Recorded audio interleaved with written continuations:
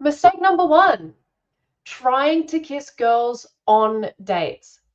We suggest that you never try to kiss a girl on a date.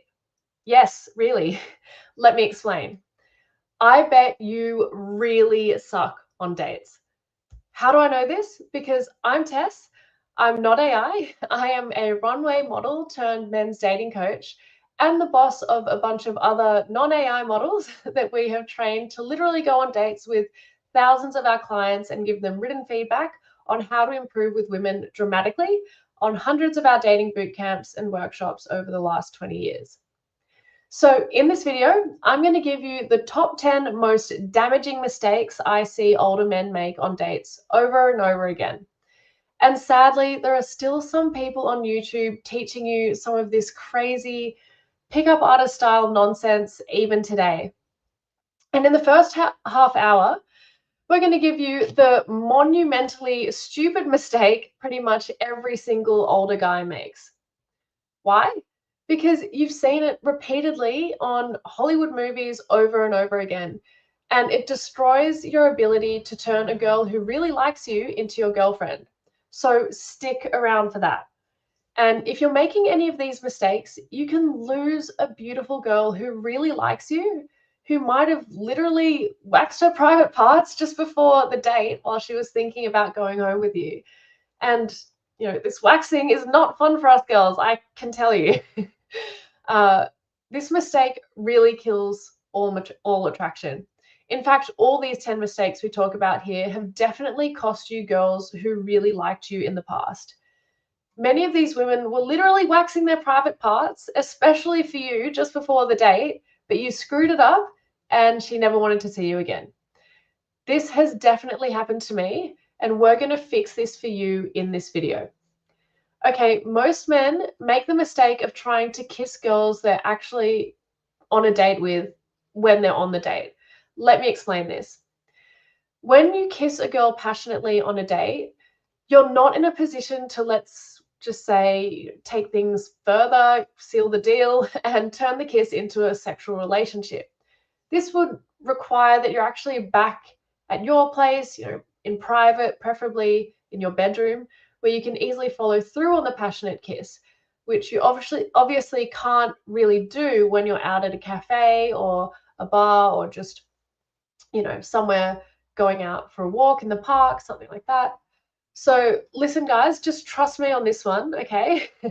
When you're making out with a girl in a bar or a cafe or even, some beautiful romantic place at sunset, you're making it much more difficult to actually get her back to your place and into the bedroom and begin the sexual relationship.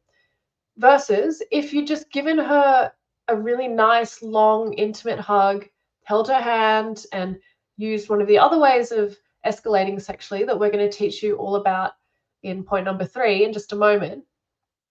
But I know this runs really counterintuitive to what most people on YouTube are actually telling you, and I'm sure you might have maybe had some experiences where you did make out with a girl in public and then took her back to your place.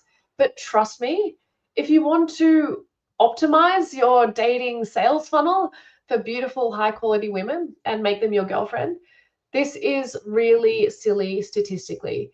You're going to miss a bunch of opportunities, and I'll explain more about that in just a moment.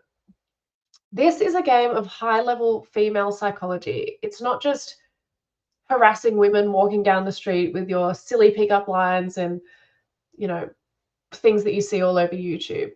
This is especially true if you're an older guy in your 40s, 50s, or 60s, and not some, horny, desperate teenager who just spends his life chasing whatever women he walks past. And to help teach you more about the psychological aspect of dating and not just kissing women until you're getting them back into your bedroom, I'm going to introduce my co-host. This is 55-year-old James, who is a financial analyst turned men's dating coach, who has tested all of this stuff rigorously on himself and then thousands of clients working with us over the last 20 years. Clients, who have worked with over 60 professional models just like me, who we've trained at to be our female dating coaches since 2006. So while James is coming on, I'll just let you know that in about 15 to 20 minutes, we'll be teaching you how you can go on a Zoom date with me, where you can practice approaching and dating me. And I'll give you written feedback on what you're doing right, what you're doing wrong, and exactly what to do to improve your success with women dramatically. So I'll just welcome James. Hey, James. Hey, Tess, how you doing? I'm trying to get the buttons right. Yeah, Tess did a really good job of that. Once, in terms of don't kiss girls when they're on dates, which sounds crazy, but once you do make out with her as I said, at a park or a bar, she gets a wee bit juicy down there when you kiss her passionately, even if you're not a very good kisser. And then her mind starts racing. I've talked to girls about this. The second they get quite juicy and you give her a period of time to actually think about what's happening, her mind starts going, oh, so what are the reasons I want to sleep with him? It's like, there's this, and there's this, and there's this. Then she starts thinking about what are the reasons I shouldn't sleep with him? And then she's got this, and this, and this, and this, and this. And if you're like quite a few of the guys who come and watch us, you're in your 50s, maybe, or 40s, and you're looking for a girl a lot younger than you, these against reasons start to pile up. So what you want to do is you want to compress the time between you making out with her passionately and she gets all juicy down there. You don't want to give her too much time to make a long list of reasons not to sleep with you, which is this grand mistake pretty much every guy makes. And 15 years of pickup artists and clever marketers and YouTubers copying them, they're still teaching this stuff to you. So yeah, you definitely don't want to be making out with girls on dates. Trust me, I've done this. I've missed out on these girls I was crazy about. I've suffered the pain. I've tested on thousands of students. Please at least give this a try before you dismiss it as nonsense or conspiracy theories. The assumption here is that you actually want to date and get into sexual relationships with beautiful, high-quality girls and make them your girlfriend. If it's just, party girls that the pickup artist guys were after, then you might want to ignore what we just said then. So yeah, there was a girl a long time ago, and it was literally my birthday, and I met her and I was all excited. We went out for my birthday and we made out quite passionately, and I tried to get her back through the door of my house, and she was not going one step further. She'd kissed me for 2 hours out the front of my door, but she was not going through that door. And then I thought back to all these other experiences I'd had and how I missed out, and I was just really upset about that. And yeah, I've had hundreds of dates since, and as Tess cleverly talked about, the dating funnel, and my dating sales funnel's improved out of sight simply by leaving that all-important first kiss to the couch back at my place, or better still, the bedroom, where I don't have to get her through that wretched bedroom door, which is one of the biggest obstacles in dating. You think approaching women's hard?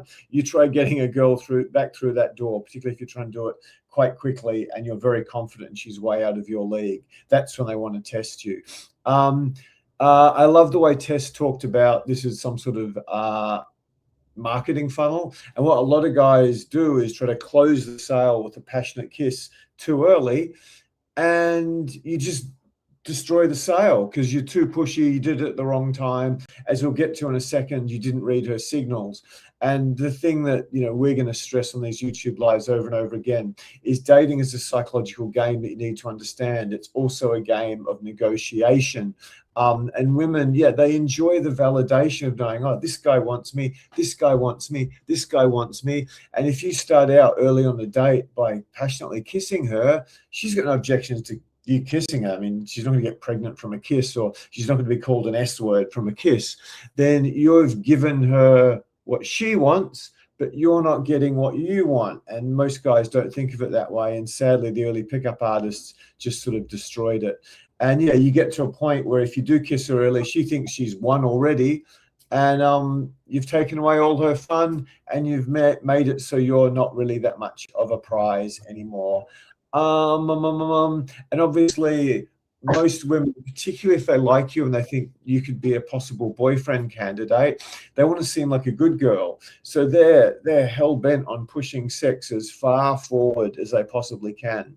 Again, it's a negotiation. So you really want to play this game sensibly. And we think that starts by absolutely not making out with girls, you know, in bars or parks or wherever you take them on dates. Number two is sort of the opposite. It's no sexual escalation. Again, I found this out the hard way. I met, you know, the most attractive girl I'd met in my life at this point. I met her playing volleyball, and she was breathtaking. And I'd only slept with 2 girls in my life at this age, 31. And I took her on a 10-hour date, and I took her to the beach and a beautiful park and back to my place. We went for walks, and everything was great on the date. And I bought her a beautiful dinner out the back of my house, which is overlooking a small lake, except I forgot to touch her. Didn't touch her at all because I was such a complete train wreck. I was going to say the R word. I was just the most incompetent man you could ever meet in your life with women. And yeah, so anyway, it's at 12:30 at night, and she goes, I want to go home. She was throwing, I could see now, she was just throwing herself at me relentlessly, but I was just so dumb and so insecure in myself when it came to women that I didn't do anything. So, yeah, and then I called her a few days later, and it was like back when, before mobile phones, this is a long time ago, before many people had mobile phones, so I had to call her at home, and the woman that she was staying with, she was like a Swiss student or something. I go, oh, hello, is Teresa there? And no, she's not home. She goes, I tell her I'm not home. So anyway, that was a real stab to my heart, because that was like a girl I was really liked, who really liked me, and I really screwed it up. So yeah, I finally got the courage to admit I have a monumental problem in the area of women. I have a monumental problem in the area of women. I was doing incredible in my career. I was playing high-level amateur sport, I had some cool friends, but with women, I was a train wreck. I was very successful by most people's standards, not Elon Musk's, but most people's standards in my life, but I was a train wreck. I was a complete failure with women. So I summoned up the courage to do something, and I talked to a friend of mine who was a DJ, who had a string of beautiful girlfriends, and he gave me the greatest lessons of my life, which I'm still teaching on these YouTube lives 30 or more years later, way more than 30 years, 20 odd years later. So yeah, you don't start by just kissing her passionately. You start by maybe touching her on the shoulder, maybe touching on the forearm, touching on the small of the back once she starts to like you. Maybe you touch her on the knee if you're sitting down. Once it's starting to go nicely, you might hold her hand, or you might do a big non-sexual hug, what we call a hippie hug, which we teach our students on boot camps. And you need to build all these into your date plan, which we talk about a lot, which we'll talk about later. So Tess, can you talk a bit more about the effect of a guy making out with you passionately, a guy you really like, he makes out with you passionately, even wherever you're on the date, walking along the beach or at a bar or party? How does that make you feel about the dating negotiation and the likelihood you'll be his girlfriend in a sexual relationship? Start with that one. So how does that make me feel in terms of dating negotiation? Is that the question? Sorry, yeah, if a guy makes out with you passionately and he doesn't try to get you back to his actual place for another 2 hours, can you talk about if that makes it much harder, or what goes through your mind? You just got all hot and bothered and then just left waiting. Yeah. So if I'm kissing a guy passionately on a date, presuming like an early date, like first or second date sort of thing, then it's, I guess it can get really exciting, but then it can get really awkward if it's like, oh, okay, well, so do you want to come back to my place now? And potentially he lives like however far away, or it's just not convenient. It's a bit, I can definitely get stuck in my head, thinking like, oh, is it too early? It just loses momentum basically. So, yeah, I mean, when things are getting heated, especially if it's, if you start kissing early in the date, it's just a little bit difficult to actually escalate things from there. If it's like, we're at a restaurant and we've just sat there and there's nowhere we can go except like the public toilet or something in the restaurant. So so yeah, it can just make things awkward for sure. And it's difficult to focus on the actual date from there if you've kind of kissed and things are getting heated and there's nowhere to go from there. It can just, yeah, can feel awkward and it can get a bit stagnant. Yeah, Tess raised another excellent point. If you go from passionate kissing and then you go for a walk along the beach or the river, or you take her on a long car ride, it's hard to get back to just getting to know you conversation.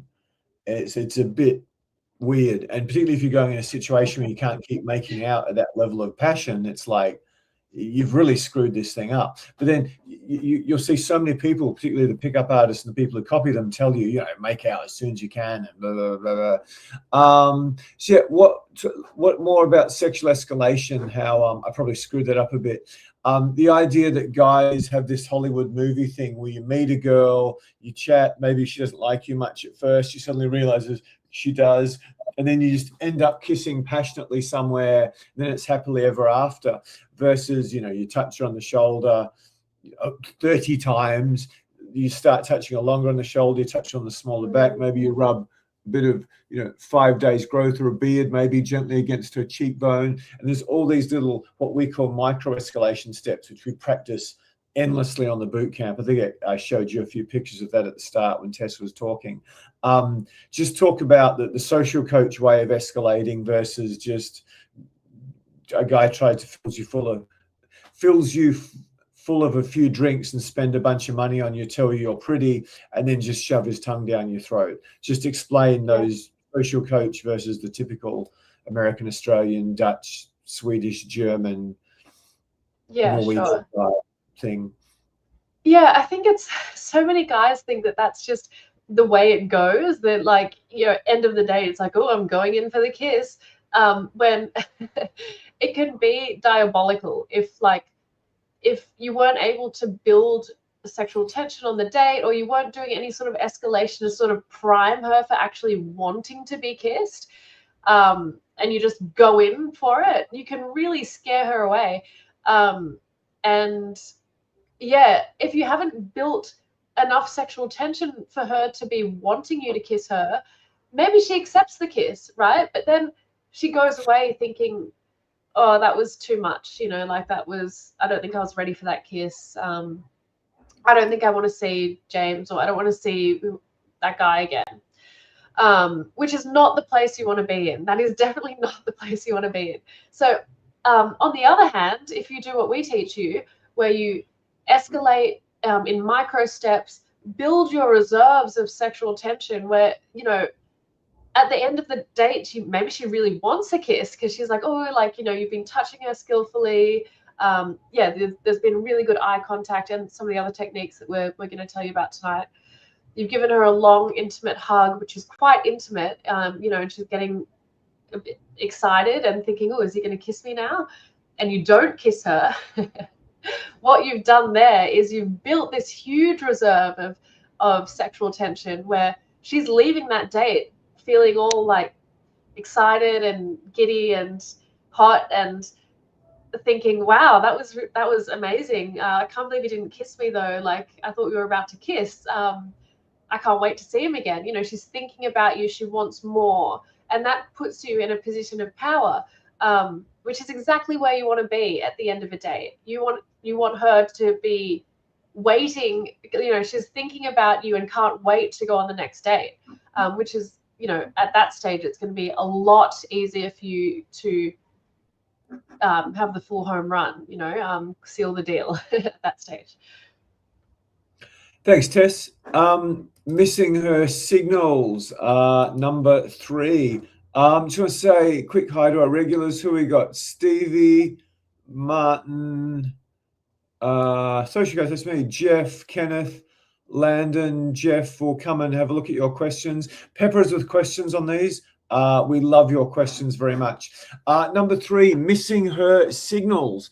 Yeah, when I go out on boot camps with the female coaches, we just laugh our ass off. There's groups of girls obsessed with moving around a bar, trying to get close to groups of guys, sometimes our clients, and the average Australian, American, Canadian, English, Dutch, German guy, they're completely and utterly brain dead. They've got the social, they've got the romantic intelligence of a house brick.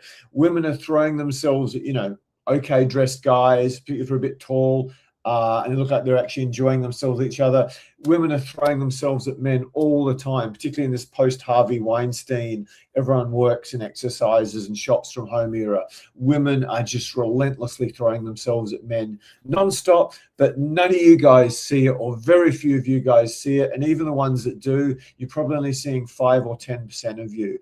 So Tess, former model, can you give the guys 3 or 4 quick main signals that girls will throw at them if they're trying to get some attention? Yeah, absolutely. You want me to demonstrate or talk about them? Yeah, if you could demonstrate, please. A picture's worth 1,000 words. Yeah, sure. So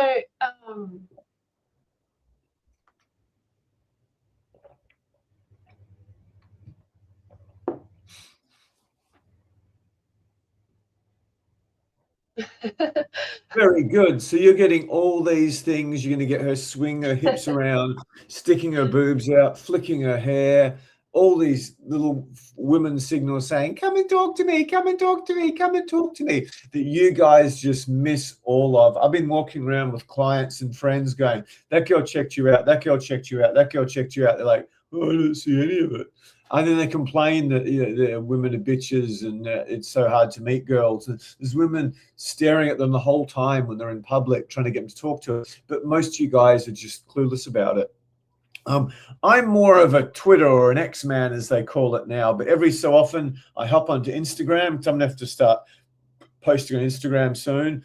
And yeah, the algorithm's got me. I've just got all these women just complaining about, where have all the men gone? Men don't approach me anymore, blah, blah, blah, blah, blah. I know what you're thinking. They're blue-haired, 49-year-old fat feminists. No, they're hot fucking girls on Instagram complaining no guy comes and talks to them. Models in some cases just complaining, especially Australia. I came to Australia and I knew American men were terrible, but Australian men are even worse than American men are terrible. So yeah, you guys see nothing, you guys do nothing. You might be worried about getting rejected in a mean way for approaching girls, and that is a thing. I'm not going to poo-poo that in any way, but once you can read signals, there's all these women just inviting you. If you just dress past you the way Tess tells you, and you just walk around like a normal person, women are checking you out constantly because of the landslide shifts we've had in the world, really just in the past 8 or 9 years. Harvey Weinstein, COVID, and then the whole trend to doing everything remotely at home.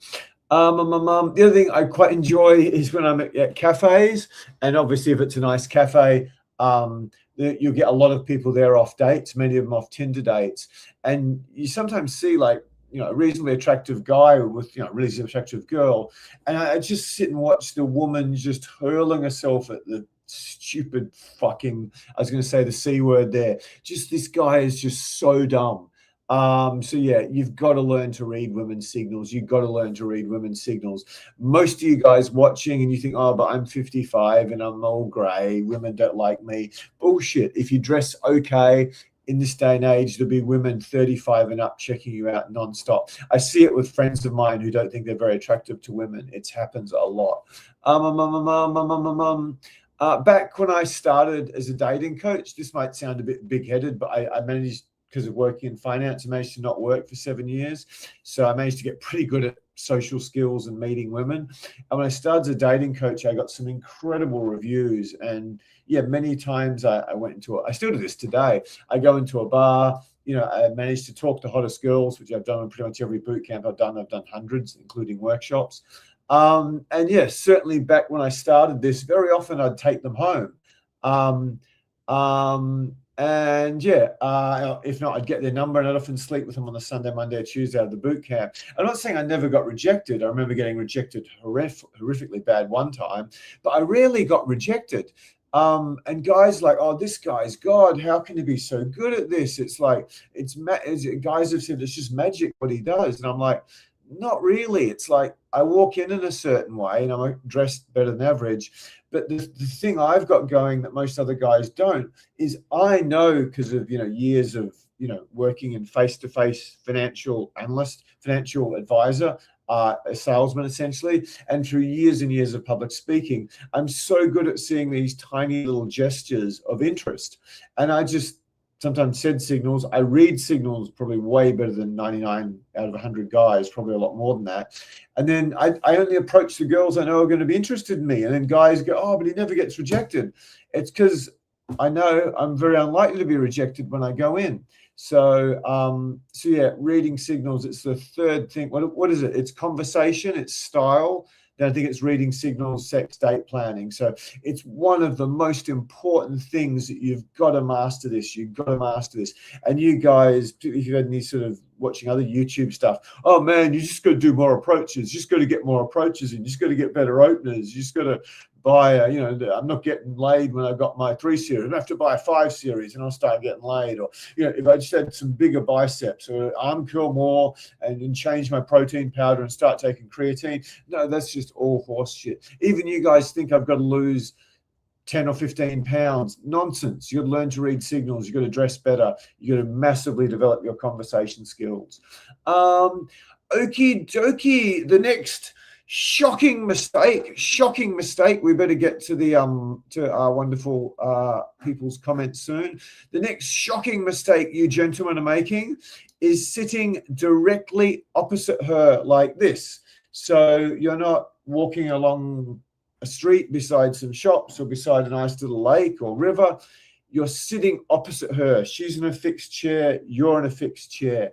This is a tragedy. Now, I do this often, maybe at the start of a date where I meet her in a cafe, we order a cup, we sit and talk face opposite each other for 15 minutes, and then we go off to step 2 of my date plan.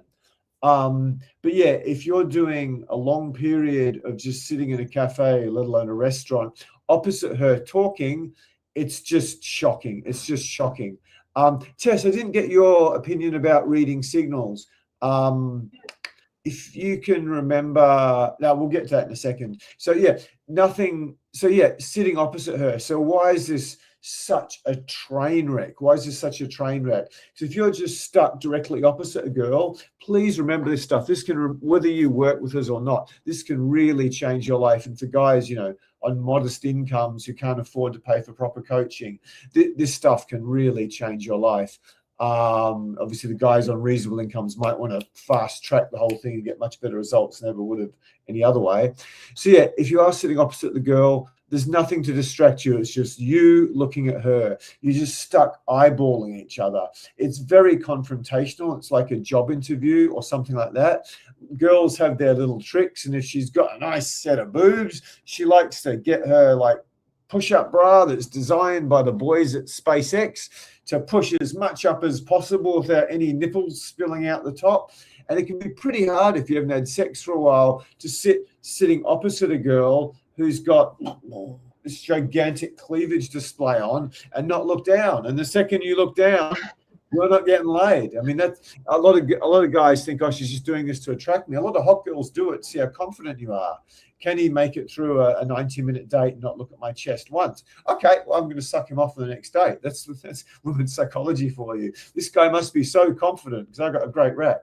So yeah, whereas if you're working side by side, you might be getting a little sneaky look without her noticing. Probably not. Women notice this shit, but you got more of a chance. So yeah, it's like a job interview. She's reading every gesture on your face. If there's another thing I thought of. She can see everything that's going on. If there's the slightest bit of nervousness with you, which many of you who come to these YouTube lives probably do have some nervousness on a date, if the girl is really attractive, she can just read you like a book. And stuff she wouldn't even notice side by side. If you're sitting opposite a girl and you run into stuff to say, it's game over, dude. Go home, put some porn on, jack off. I'm joking. Porn's one of the most toxic things in the known universe. But it's game over. The second you run out of things to say sitting opposite her, forget it. You're not digging yourself out of that stuff with an attractive girl. It's going to be very hard. Again, if you were walking along the beach or you were walking along a park or you're doing the date plan that Tess and I teach you, she might not even notice that you got a bit nervous. And again, directly opposite, you run out of things to say, you get a bit nervous, she realizes you run out of things to say, she gets a bit nervous at you getting nervous, and it's just this spiral of compound interest towards just a disaster. And again, you can get out of all these problems just if you've got a proper tested date plan that's designed near where you live according to your hobbies and interests. Tess, do you want to add anything about going on a date with a guy who you maybe really like him, but you just stuck opposite him for 60 or 90 minutes going, this is just terrible? Can you talk about that briefly? Yeah, no, I completely agree. It feels a bit combative, like you're directly facing the person. So if things are a bit awkward, or if you want to like have a little break or whatever, it's not comfortable to like turn away. You kind of have to like look down or like look away, which just makes it feel awkward. So it's not ideal. I mean, obviously, if you want to be bringing in touch as well, which is so important, it's almost impossible. Like unless your feet are kind of knocking or your knees or something, it's it's almost impossible. So when you're versus if you're sitting beside each other, it feels a lot more comfortable to take breaks because your body positioning can be open to the rest of the venue, and she can easily look away if she wants to while she's talking. But at the same time, it's a lot more intimate in terms of being able to touch as well. So it's just actually a lot more comfortable. It's in terms of your dating strategy, your date plan strategy, you definitely want to be scoping out some places where you have the option to sit beside her, and that's you want to prioritize that heavily. I'm sure you guys have all experienced that as well. Like if you just run through some examples of different experiences that you've had on dates, and you'll understand what I'm talking about straight away. It can get awkward really quickly when you're sitting across a table with this obstacle in between the two of you. Excellent, Tess. She's touched up another point that I forgot to put in my little bullet points here. The other thing with being opposite her is you either can't touch her if it's quite a long table, or touching her, unless it's one of those tiny little European French Parisian cafe, little tiny tables you can barely fit an a proper American meal on. Unless it's one of those things, you can't really touch her anywhere. So you're either leaning across the table to touch her, or you're not touching her, which, as we've talked about, is just a train wreck. Unless you look like Brad Pitt and you're 6'4", with the big black what's it. And the other thing, it's like proper psychology. I can't remember which book I read it in, but probably several books. If you want to negotiate a good deal as partners, you sit beside someone. If you want to have some sort of confrontational negotiation, you sit opposite someone. It's just sort of psychology 101. Yet some of you guys, many of the guys we coach have done really well in their careers and achieved a lot. But then when it comes to dating, you're just like 5-year-old boys. You just fools and idiots. You don't apply common sense to dating, which is basically what I've done with 20 years of my life. Try to take every piece of literature or psychology or sales or public speaking technique or what I've learned from these crazy studs beyond anyone who's a dating coach in the world I've ever heard of. And then all these hot girls who are models who've coached my thousands of clients. And I've tried to synthesize that into a system for you guys. Okie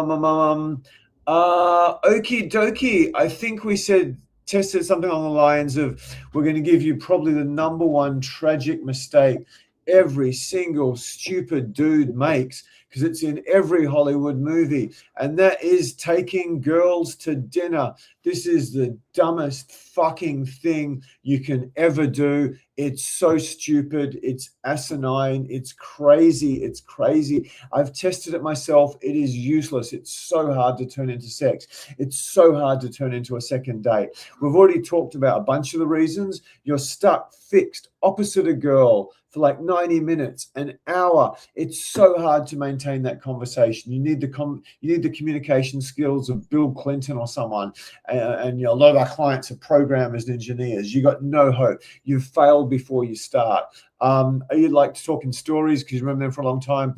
One of my best female coaches ever, Julia, she was drooling about this guy for months on end. Tall, handsome, super masculine, well-traveled, spoke multiple languages, guy who works in Australian tech. And she finally got to go out with him, and he did what a lot of stupid rich guys do. He took her to a very expensive meal and changed his work clothes and put on his beautiful jacket and blah, blah, blah, blah, blah. Total gentleman, whatever, he had a Maserati or something. Washed his car, I don't know if he washed his car, but picked her up in a beautiful car. And it went on for hours and cost him a fortune. I don't know, probably $1,000 or something, a lot of money. And then anyway, he rings her up and then we have another date. And it's the same thing at some other high-level restaurant. And yeah, similar story, lasts hours, costs him a ton of money. Julia's got to go home and fucking put on her best outfit and look like $1 million just to go into this restaurant, when she's a much more down-to-earth camping hippie style girl. And then she's still really, at the end of the second date, she still really likes him, nowhere near as much as she did when she arrived at the first date. She's like, this is the guy I'm going to marry. Like she was literally that besotted with him. Sorry about the wanky word. Anyway, he rings her up on a third date and she's like, oh yeah, okay, let's do it. So then she's got the obligation of getting all done up for hours and going to all this trouble and sitting through another 2.5 hours or 3 hours, this guy trying to make cold conversation with this guy who at the start she really liked. Now she's like, oh, I'm not sure, I'll go out with him just in case some miracle happens. And then what happened was a night or two before she was meant to go out with him, she texts him and cancels and never sees the guy again. She was batshit crazy about him. And then she stood him up on the third date. Why? Lots of reasons. She didn't want another fucking ordeal of 3 hours or 2.5 hours. The guy dropping, $1,000 or more on her. This huge feeling of obligation to reciprocate with sex, which makes a lot of nice girls feel all disgusting and yucky. There's a few gold diggers on Instagram who might love that shit. But yeah, for good girls, for lack of a better term, and then he never let her pay, even though she makes pretty good money. She's a data warehousing specialist. Yeah, there's obligation to sleep with you. The other thing is, if you take a girl out to dinner and you spend a lot of money, you're trying to use a lot of reciprocity to get in their pants, which is really sleazy if it's a hot girl. If it's an average looking girl, it might be okay. But if it's a hot girl, don't do that. But then if you take it to a more budget price meal, and everyone's got a different opinion of what a budget price meal is, you look like a freaking cheapskate. And yeah, if you ask a girl out, you pay. I don't care where the fuck feminism or red pill ideologies get to. If you ask a woman out on a date, you pay, or you're a fucking loser. But the trick is you don't spend a lot of money, which is what our date plan works for. If I'm repeating myself, Tess, just tell me. I got broken ribs and didn't sleep that well last night. Yeah, if the girl has a nice bikini body, and she has a 3 or 4 or 5 course meal that you're paying for, guess what's happened to her body when she's in her underwear or when she's naked? She's got a gut. She's not so keen on sleeping with you now. If she just had a couple of lettuce leaves or a bit of fruit or a very small entree, she might have been gung-ho to sleep with you. Now she's not so keen. She doesn't want to look like a fatty the first time you see her naked. And the other thing, if she does have sex with you, and your big what's-its pistoning in and out of her, an hour after she finishes 4 courses, I don't know, I'm not a girl, but that can't be very pleasant. Tess, can you give any feedback about vigorous sex after a big meal and you're lying horizontal? It can't be the most erotic or romantic of moments. I was going to mention that. Yeah, obviously, like heavy meal, women aren't feeling the sexiest, and also, yeah, it's it can be a bit uncomfortable. That's for sure. So if you are going to eat on a date, definitely keep it light. I don't know about men as well. I've heard that it can, having a heavy meal also, it's like all your blood and energy is going into digesting all of this food and not where it needs to go when you're trying to be intimate. So yeah, not the best idea on both sides to be having fancy heavy dinners, rich foods, etc. Not great. yeah, not to mention, you know, potentially having bad breath after eating rich foods, you know, all of that stuff. So you just want to eliminate all of those complications. Keep it simple. You know, you don't want to have to go forking out heaps of money on a first date where you don't actually know that much about this woman. It's like, why would you go and invest all that money? And then on top of that, you know, all the food that we've just talked about, the issues with all of that as well. So yeah, try to avoid the dinner dates. Absolutely. Just to hit the breath thing, I've pulled out on sleeping with girls. I've had a tremendously difficult time sleeping with girls because somehow when I met her in the daytime, I got stuck having to eat with her. I met girls at restaurants and tried to take them home. I've been like slamming me what's it against me thigh, trying to think of something erotic when I got a really hot girl in front of me, just because my stomach's so full of Thai food that it's not going to work. When I was traveling, I literally carry some spare toothbrushes in their packet so I can give to a girl if I do meet her in an awkward situation. You're a boy. If you want to sleep with the fine ladies, you got to be a Boy Scout. Be prepared. So yeah, with breath, obviously you got chili and garlic and red wine and beer and all these awful things to someone who hasn't been eating it. You could go to a nice restaurant and you could get a really crappy table there.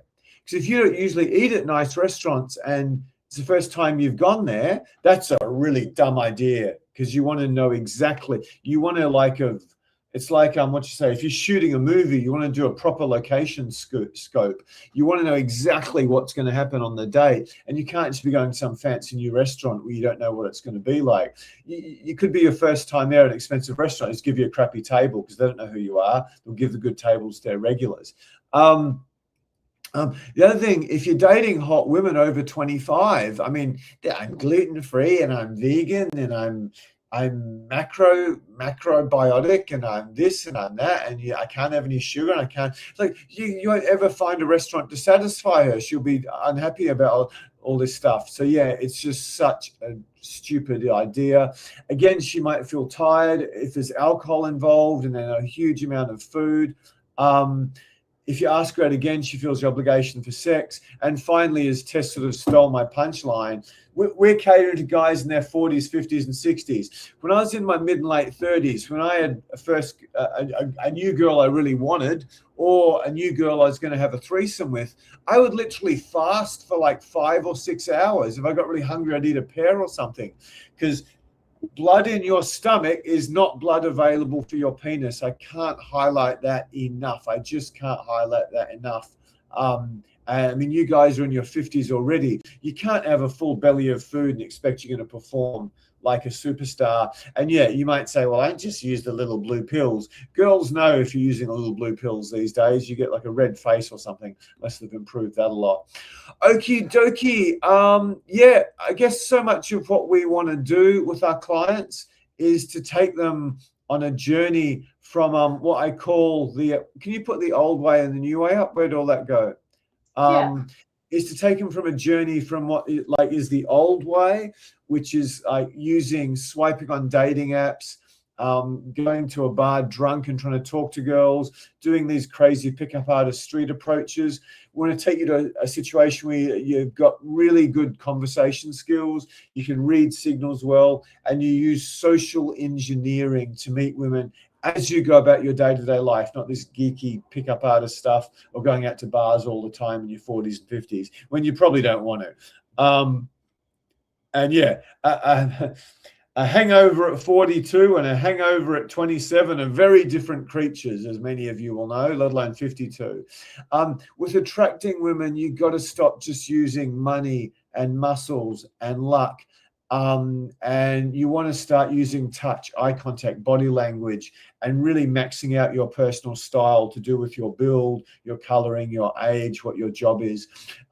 With seducing, you want to get away from I make this money, I spend this money, I show off about this, drinking, waiting 3, 4, 5, 6, 7, 8 dates, hoping for sex if she's an attractive girl, to be having the power to sweep hot girls off their feet, on the first or second date, which I and my clients do all the time with like pro-level escalation skills.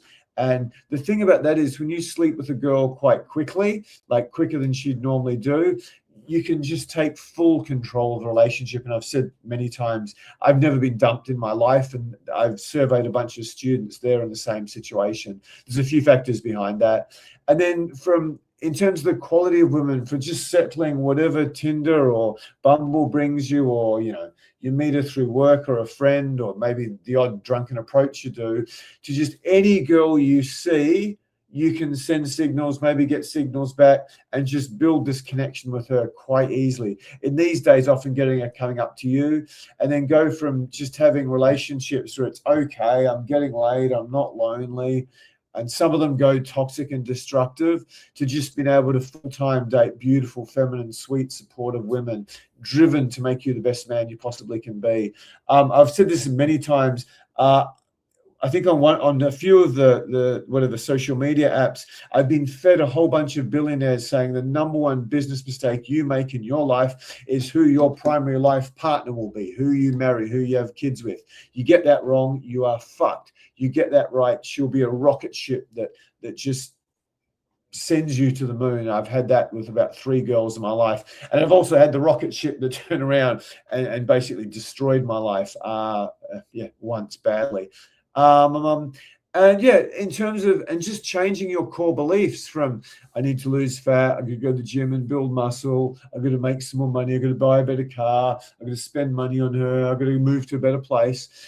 Just fuck all that shit off to, I've got the skills and confidence to easily beat 95% of men, probably 97, 98 in the whatever, America, Australia, Holland, Germany, Canada, England countries. And yeah, I get my choice of the woman I want, because I know I can beat all the other guys. So if you want to do that, this beautiful lady here is your first step. So what happens is you'll meet this beautiful girl on Zoom. I think it's tomorrow on the next day. You guys watching in the description will have more times available if you click the link below. And yeah, she'll form a catwalk model. And yeah, the goal is you'll do a few approaches, you'll do a few dates, and then she's going to make a huge list of everything you're doing right, everything you're doing wrong, and exactly what you need to do to improve your skills with women dramatically. She's going to give you a lot of help with approaching. She's going to give you a lot of help with conversation. She's going to give you your own personalized conversation structure, so you never need to run out of things to say again. And most importantly, and you get to practice this over and over again, she'll actually leave your first Zoom session with a good deal more skill than you had when you leave there, plus the actual certainty of knowing what's holding you back and what you'll need to work on. She'll give you 3 things. I would be astounded if you can guess 2 of them. You just won't know. It'd be like if a business expert looked at my business or looked at my YouTube, I'd probably be clueless about what's actually the real problem. I might get one of them, but I wouldn't get all of them if a proper expert looked at it.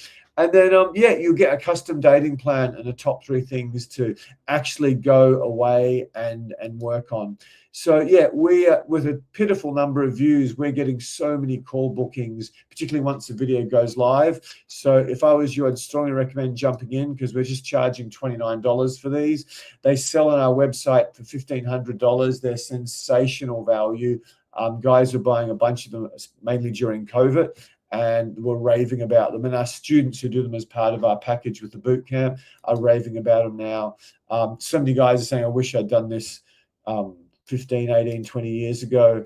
So yeah, so not $1,495 tomorrow, it's just $29. Again, if you're watching the replay, there should be links in the description and the chat, and you can be going on a date with Tess tomorrow. We've got one straight after we finish this, and we've got a bunch more booked in on Tuesday, so that they're filling up quick. So jump in. Okay, yeah, for you Aussies, these are the upcoming dates: 13 to 16 August and 8 to 11 October. The way we're going, we're planning to be in the US in 2026, because we're picking up a lot of clients from the US and hopefully a couple more from Europe. We've got a few calls from Europe. Very exciting times for Social Coach and the network of guys around the world we're building for you to go out with. Okie dokie. So now Mr. Tech Struggler, put the pretty girl on the left. Okie dokie. We'd better, we'll do one more, then we'll check into the comments.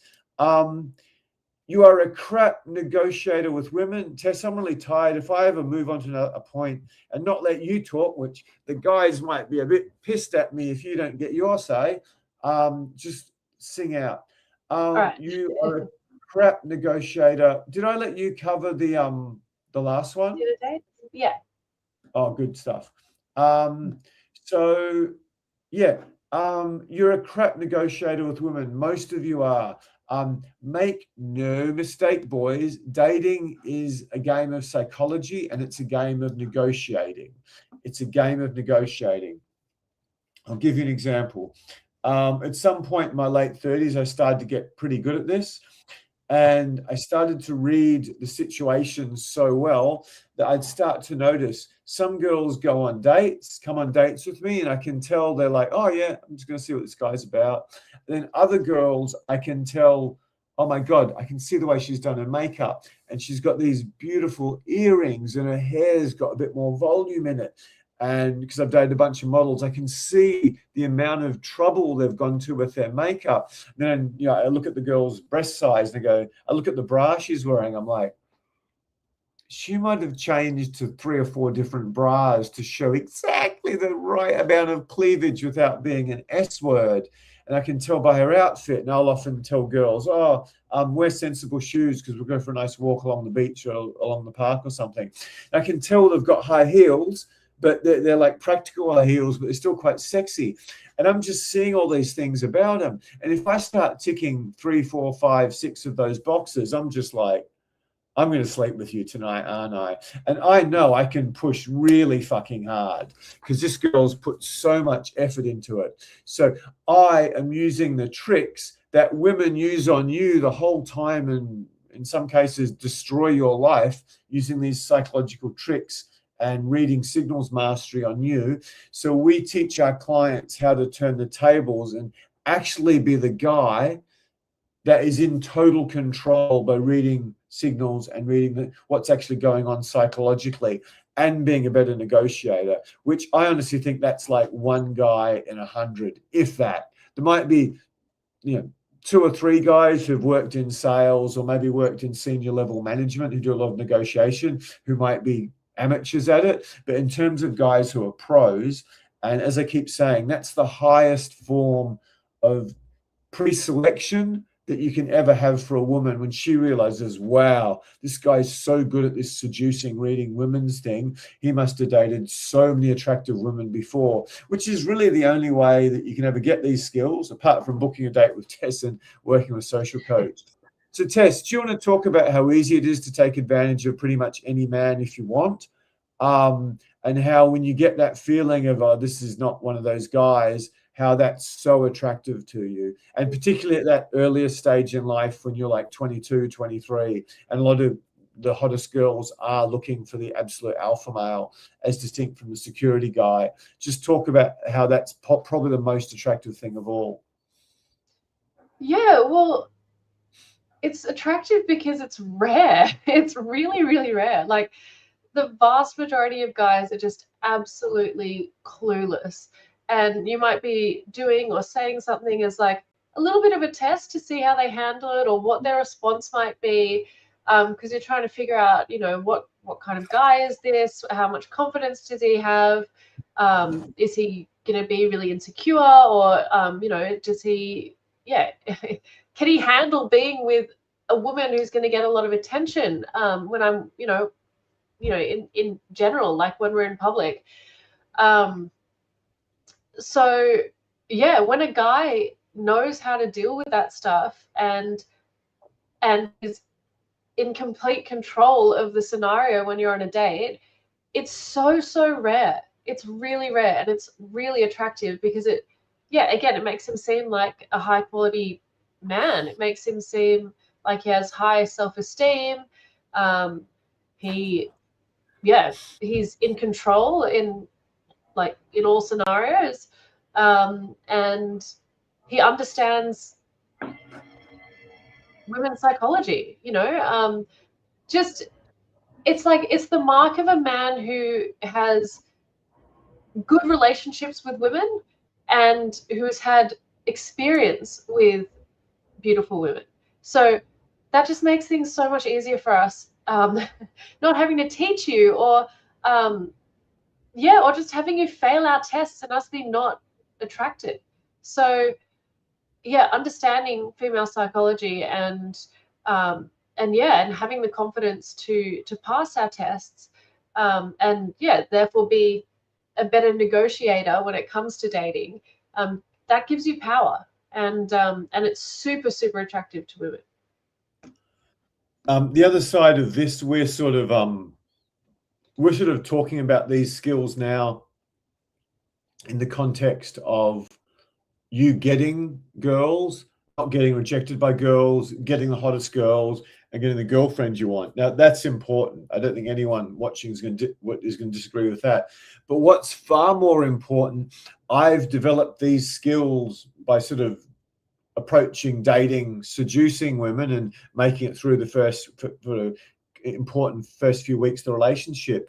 But what that does, it arms me in the relationship, where I'm not saying women can't take advantage of, but I've only ever had one toxic girl in my life, and that wasn't because I was weak psychologically. That's because I let her get too involved in my business.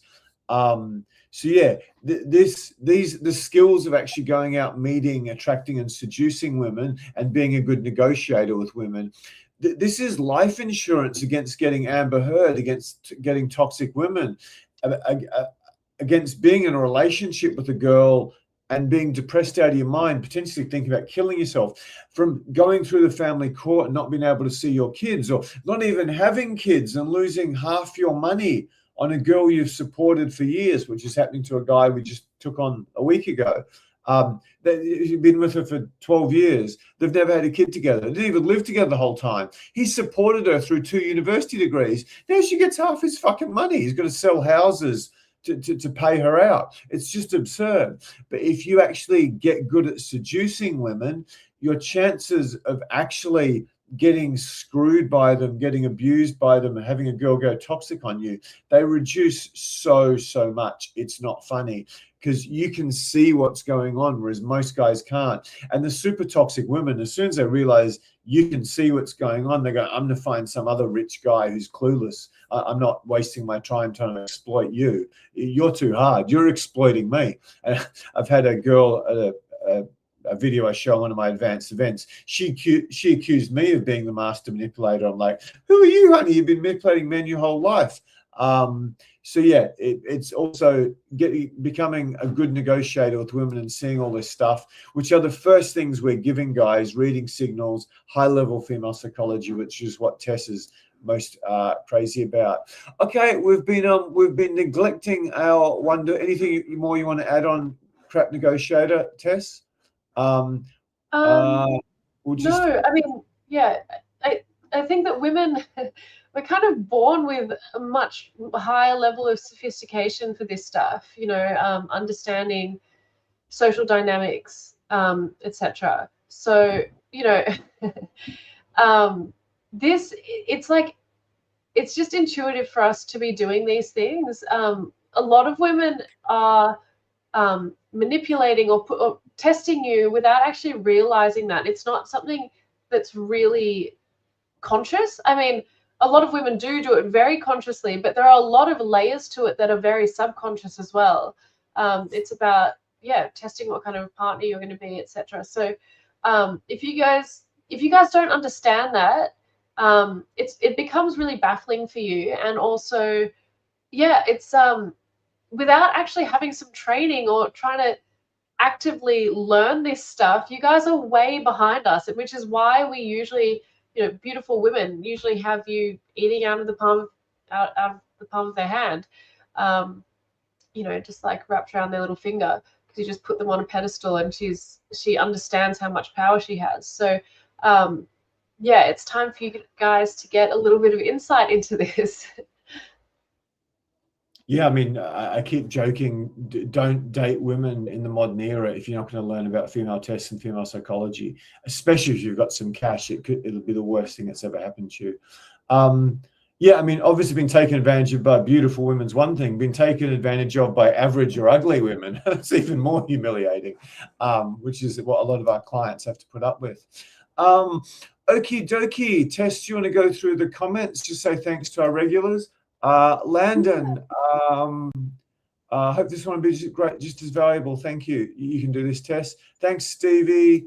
Thanks, Martin. Thank you so much for that. Yeah, our last one was an all-time record. I think we had 8 weeks of guys watching us just on the last Sunday one. How's that, Tess? People watching us for 8 whole weeks. How many hours was that? Wow. A lot. Oh, that's cool. Thanks so much, Jeff. Really appreciate that. Wet Sunday night. The weather's a bit bad. Thank you. Lots of Sydney guys. Okay, we've got a question here. Common date planning and location mistakes busy older men keep repeating. Taking girls out to dinner. Taking girls out to dinner. Never, ever, ever do it again. Other dumb shit like movies or something. Actually, we're going to cover a whole bunch of these tonight, so I won't. I'll leave the sneak preview behind, but we'll be covering that all night. Thanks. It's good to see there's a bit of an error there. What's going on? Oh, that's funny. Tess waxing her private parts. Yeah, chicks do this before dates, not just Tess. By the way, you guys want to have a bit of a snip down there before you go on a date. Otherwise, yeah, you'll look small and yeah. For those guys who are into a bit of fellatio, nothing's going to stop a girl giving fellatio more than the Amazon jungle surrounding the tree. So yeah. Sorry, Tess, if I'm a bit gross. Oh my God, opposite of what I thought all these years. Thanks, Landon. Jeff, sorry to ask, but do women feel like facial hair on men if it's neat and trimmed? I'll let you answer that, Tess. Yeah. Yes, we do. Women like men. I think, yeah, out of all the women I know, basically, it's rare that women have a preference for cleanly shaven. So yeah, but I think that there's a sweet spot for that, definitely. You know, like the 5 o'clock shadow, whatever they call it. You know, it's like a bit of stubble, even like a bit of a beard as well. It's just quite masculine. You've want to use that to your advantage if you're able to grow facial hair. Yeah. Just some science behind this. If any of you guys are able to grow, I mean, I'm no email, but I've got a proper thick beard that's consistent. I'm not a particularly attractive guy. Like, beards are makeup for men. They're better than makeup for men. So I've got a small mouth, a really small mouth, shitty teeth. I've got like a very crooked smile from a horribly stressful childhood and working in finance. I've got a huge nose. I've got this big fucking divot here. My eyes are probably too close together. I got my eyebrows waxed a bit when I was early on. I used to have fucking big caterpillars growing across them. I've got quite big ears. So if I'm clean shaven, I'm like an ugly C word. One time, one of my female coaches, Jackie, who you can see in the main channel, she came around to shoot content with me, and she hadn't seen me without a beard in, I don't know, 4 or 5 years. And she walks in, she's like, and just like she had a heart attack. Goes, who's that ugly prick? I thought it was James. What happened to James? So yeah, for most of you who can grow a beard, who don't look like a male model, the beard is going to win. That's why you want to be super healthy. I reversed gray hair in my early 50s with some diet tricks. Like, literally, I was going super gray on the sides. I can show you guys pictures if you're interested another time. But I reversed that by doing some clever diet stuff. And it was actually, I talk about how a lot of the dating advice on YouTube and all over the internet is so bad.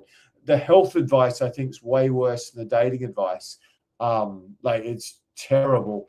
So yeah, I took some niche dating advice that was dramatically better than what all you guys are following on YouTube. So yeah, beards, if you can grow a good beard, it's generally go. Just to put that in terms you guys can easily understand, a girl like Tess with long, thick hair, or Monique on the YouTube channel, it was like hair of the year or something, for Schwarzkopf shampoo or something, where a girl's got a really good thick head of hair, that's like one of the most attractive things ever. Like you see these Indian Bollywood girls who some of them aren't that attractive, but because they've got such thick hair, you look at her, you're like, oh wow, she's really hot. You look closer, you're like, she's not really, she's got really nice hair. So that's what a thick facial growth is for girls. It's like such a turn on. And there's very few men who can grow a decent beard who are going to look better looking clean shaven than with a beard. We'd need to see you and test it, but as a general rule, makes sense. Examples of overcompensating for age or insecurities that backfire.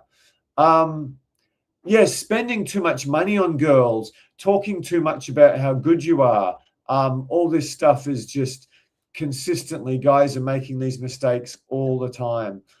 Did you want to add anything to that, Tess? Yeah, absolutely. It just comes across as really insecure when you feel the need to boast about your achievements or how much money you make or how many employees you have or whatever it is. It's just cringe. Like, it's like, okay, what are you compensating for? I think another one is style as well. Like, if you're trying to dress cool, like, or really like too young, it also screams insecurity. It's like, who are you trying to be?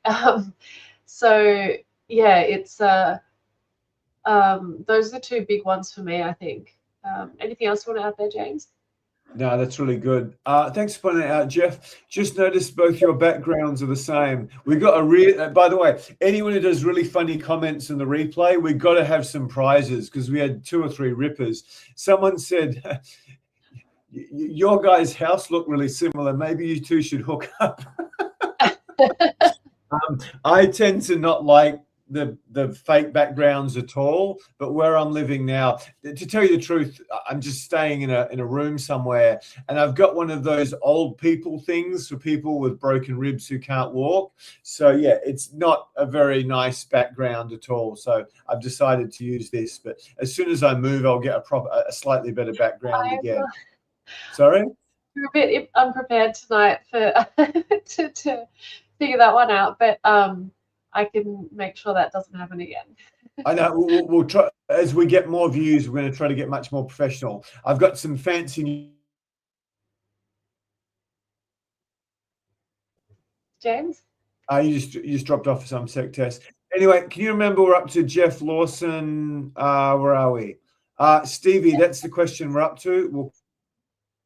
Cool. Something's gone wrong.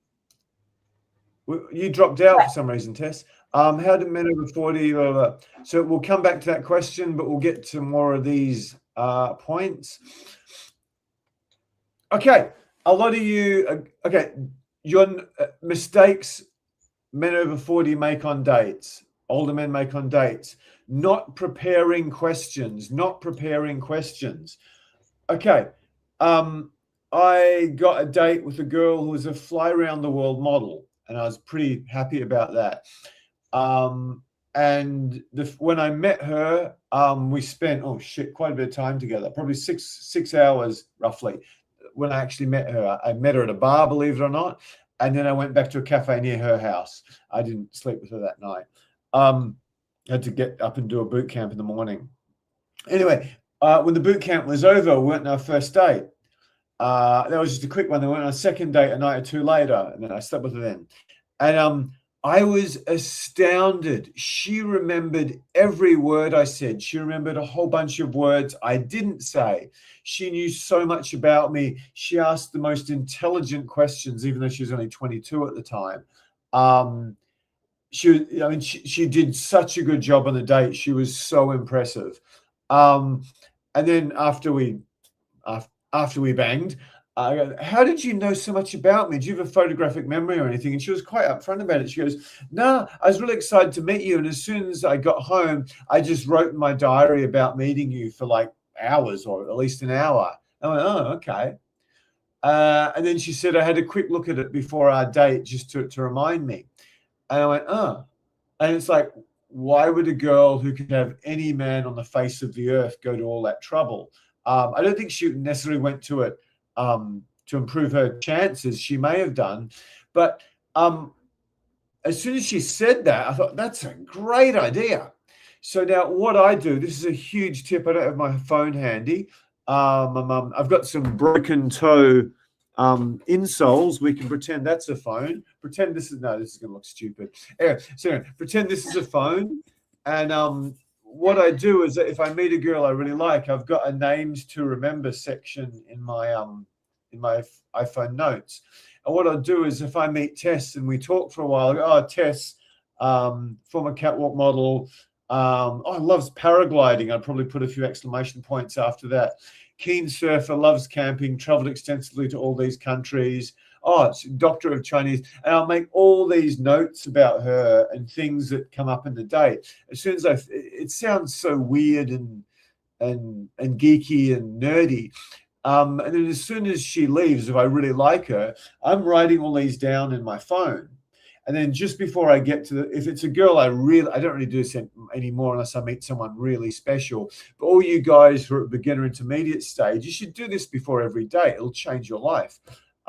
Then just before, and I do this shit for important business meetings as well. If I meet someone who's potentially a reasonable contact in business, I'll go through the same exercise.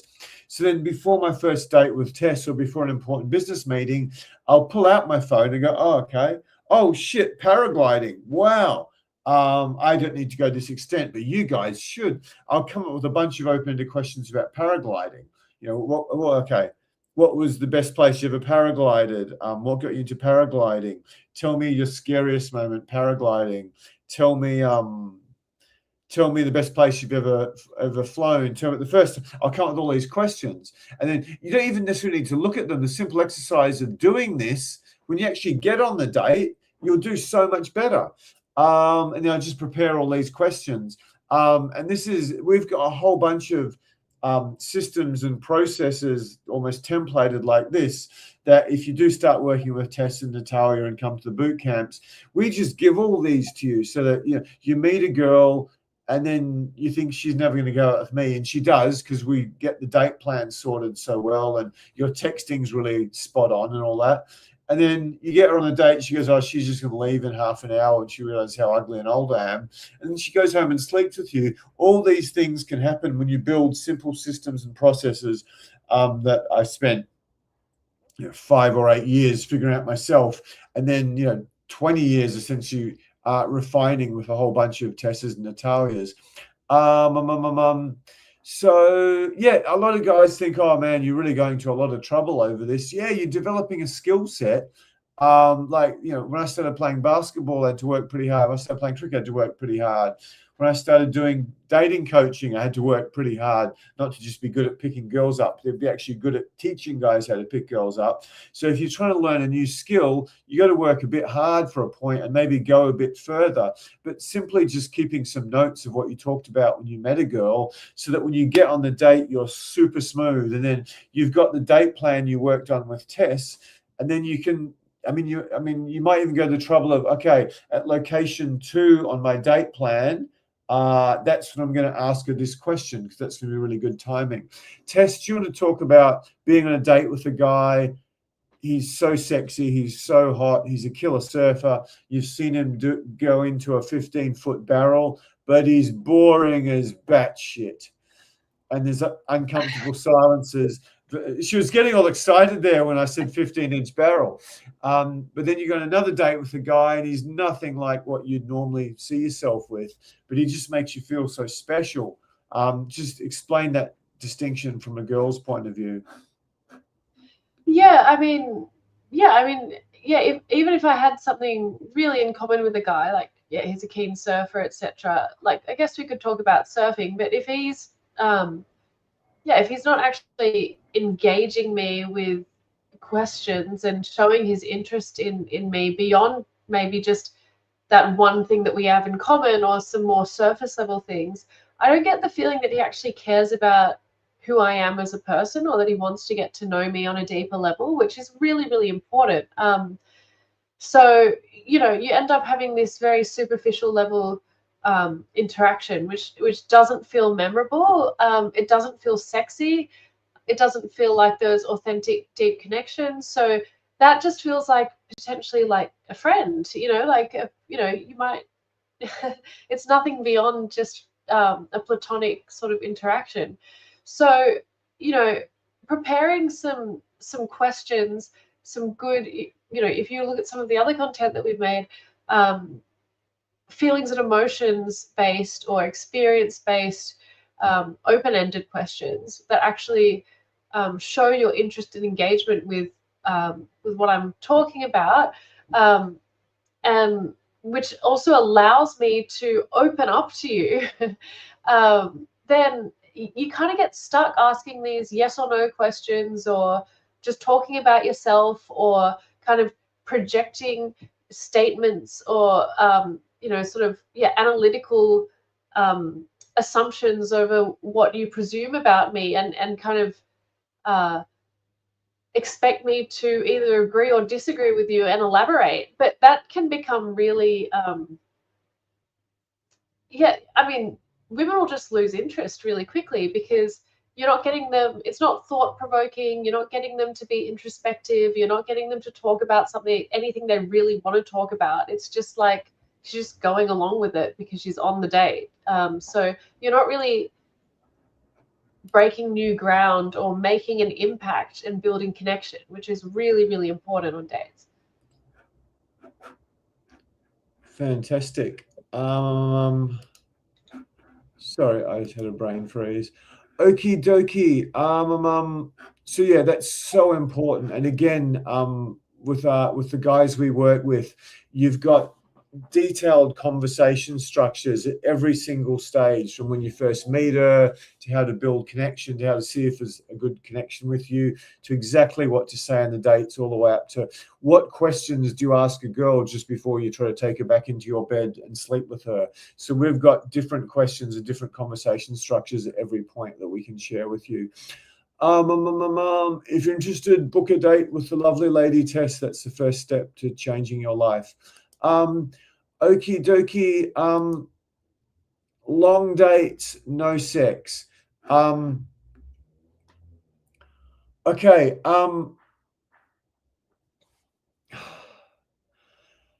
If you look at my entire students I've had in my life, it's thousands and thousands. Once they've done the training with Tess, Natalia, Val, Jackie, Nevena, etc., Coda, most of them can go on a date with a new girl and be really sexy for 45 minutes, an hour, attractive, charismatic, blah, blah, blah. Many can go as much as 90 minutes. The odd one who's pretty charismatic anyway can go for 2 hours. Very few can go over that unless they've got this very special connection with a girl. What keeps women engaged in a date is the romance. It's the chemistry. So this is serious ninja stuff I'm giving you. So if you go on a date and you're a long way from your place, or you're not in a position to actually turn this into a sexual thing, like, have you cleaned your room? Have you scrubbed your dunny to make sure there's no skid marks? Have you got everything sorted out? Have you got the transport back to her place? Have you got a smooth way to actually get her back there? If you haven't got all that prepared, then what I strongly recommend is you keep the dates short. So the biggest mistake so many guys make is they're going to date with a girl. It's like, oh, well, this is the best thing I've got going on this month or this year. I'm just going to stay on the date for 2, 3, 4, 5 hours. And then the girl might really like you at the start, but then if there's not some very deliberate movement towards more intimate touching, hand-holding, hugging, kissing, going to more private places, sex, it doesn't mean it has to happen. But if she doesn't feel like that process is happening, which is what all the romance novels and romantic comedies are about, the girl's hand brushes against his hand when they're walking somewhere, and it's like, oh, I don't know. I don't really watch many of them. So yeah, if you're not in a situation, or if you're not intending to take her back and try to bang her, you've really got to keep the dates capped a certain time. Because, yeah, the topic of tonight is mistakes older guys make on sex. One of the dumbest things you can do is at the start of the date, the girl is really keen on you, and then 2 or 3 or 4 hours in, where your dumbass hasn't done anything, you don't know how to escalate, you don't know how to touch, you don't have a date plan, you don't have any good questions, you're not very good at keeping the conversation going, you don't have things to say, then, you know, an hour or 2 hours or 3 hours later, she's lost interest in you. What I'm saying is, even with guys we trained, when you start to get beyond the trained really well, like better than anyone in the world, from what I can tell, after 2 hours, it's starting to get, you know, a bit tougher to keep her interested if you're not moving towards the bedroom. So, Tess, can you talk about, you know, maybe you're on a date with a guy, it's really good at the start, but then it's dragging on and on and on. It doesn't appear to be going anywhere other than sitting in the same restaurant or the same cafe, and you're just chatting and chatting and chatting and chatting, and you're really losing interest. And you might get up and excuse yourself and leave, in which case you're never going to see him again. Just help guys understand that. Yeah, I mean, yeah, as James mentioned, it can just get really stale. But more than that, it's a lot of energy. Like, for a woman to get all dressed up, be trying to be impressive, you know, and being really engaged with you on a date, you know, listening and trying to, put her best foot forward, and then and that drags on for hours and hours, and it just becomes mundane after a while, and then she goes home potentially at the end of the night or end of the day, and she's tired. She's really tired. And she's like, whoa, that was a long day. And I don't know if I want to see James again anytime soon, because that was just a lot of energy. You know, she's not like excited to be seeing you again first thing tomorrow morning or something. You know, she's probably had enough for a while if it's just this long date that droned on that eventually got boring. So there's a lot more benefit in keeping your dates short and punchy, especially in the early part of dating, where you're building the sexual tension, kind of setting the hook and leaving her wanting more at the end of that date. That's a lot better of a position to be in. And it also makes you seem more desirable, because you're not just allocating some, you know, however many hours, like a whole half a day or something on the weekend, to dating this woman who you know, it's maybe your first or second date, so you don't actually know that much about her. If you're dedicating that much time to her, she knows that you're potentially not the most desirable man. You're even a little bit desperate. So that also doesn't make you seem very attractive. So these, you know, these long, drawn out dates that just, she loses energy, it gets stale, it gets boring. And especially if you're not escalating well, it's just going to leave her at the end thinking, I think I've had enough and we should just be friends. Thank you. Okie dokie. What we might do is, okay, we'll just do a quick summary for you guys. And then, we want to start getting stuck into your questions. We've got a few more really important points for you to make. But, okay, so the first thing is trying to kiss girls on dates. I think that's a huge mistake, guys, kissing girls in parks or bars or cafes or whatever. Not sexually escalating. The problem is most of guys' escalation is just trying to shove your tongue down their throat. You've got to get better at touch, eye contact, body language, etc., particularly touch. And micro-escalation. Micro-escalation. Thank you, Tess. Next up is missing her signals. Pretty much every guy is just completely and utterly blind to this. So if you can learn to do even slightly better job with that, just the world opens up. That's as soon as guys start working with us, first thing we do is give you comprehensive training in reading signals. Sitting directly opposite her. So it's okay for a short time, but you can't be going on dates where you're sitting opposite a girl for a long time. it's stale. You're going to run things to say. The uncomfortable silences are just deafening and painful. The worst form of sitting opposite her is going on dinner dates. They're the dumbest thing ever. Hollywood movies promote them with actors and scripts. In real life, it is a disaster. It makes it so hard to get sex. It makes it so likely she'll flake on the next date. You won't get another date with her. Most men are very crappy negotiators with women. They let women take advantage of them. They show how clueless they are. Dating is a game. You got to learn to play. Dating is a negotiation. I gave an example, which you can watch again if you want. Not prepare questions. Some of you might think, oh, this sounds really corny. It should all be natural. It should just happen. Well, go watch some Hollywood movies and end up in unbearable misery. You got to be a man and go out and make shit happen. When you're a beginner or an intermediate at dating, you want to actually take some time to prepare what questions you're going to ask on the date in case things get awkward. Because dating is a sport where the man leads. You're a mammal. Pretty much every mammal, the men take full responsibility for mating. And in many mammals, like those big seals with the tusks, or what you call them, the deer with the big antler, they will literally fight to the death for the chance to mate with a woman. And those Asian men and white men, like, oh, I went and talked to her, and she said she's just catching up with friends, and she rejected me. I need months of therapy and put me on SSRIs. I'm going to whine on some red pill for them. You just got to man up. You can start by manning up is by actually taking responsibility for your own life and doing some preparation and learning the skills of dating. And then long dates that don't lead anywhere and get stale, and a girl who initially liked you doesn't like you very much. So I think we're up to one of Stevie's questions. We've got a bunch more good points. I think we've got 5 more really good points for you. Can you remember which question we're up to, Tess? Yeah. This one from Stevie. How do men over 40 often seem out of touch with what younger women expect on dates? That's an excellent question. I'll have to think about that. I think that's going to be the case quite a lot.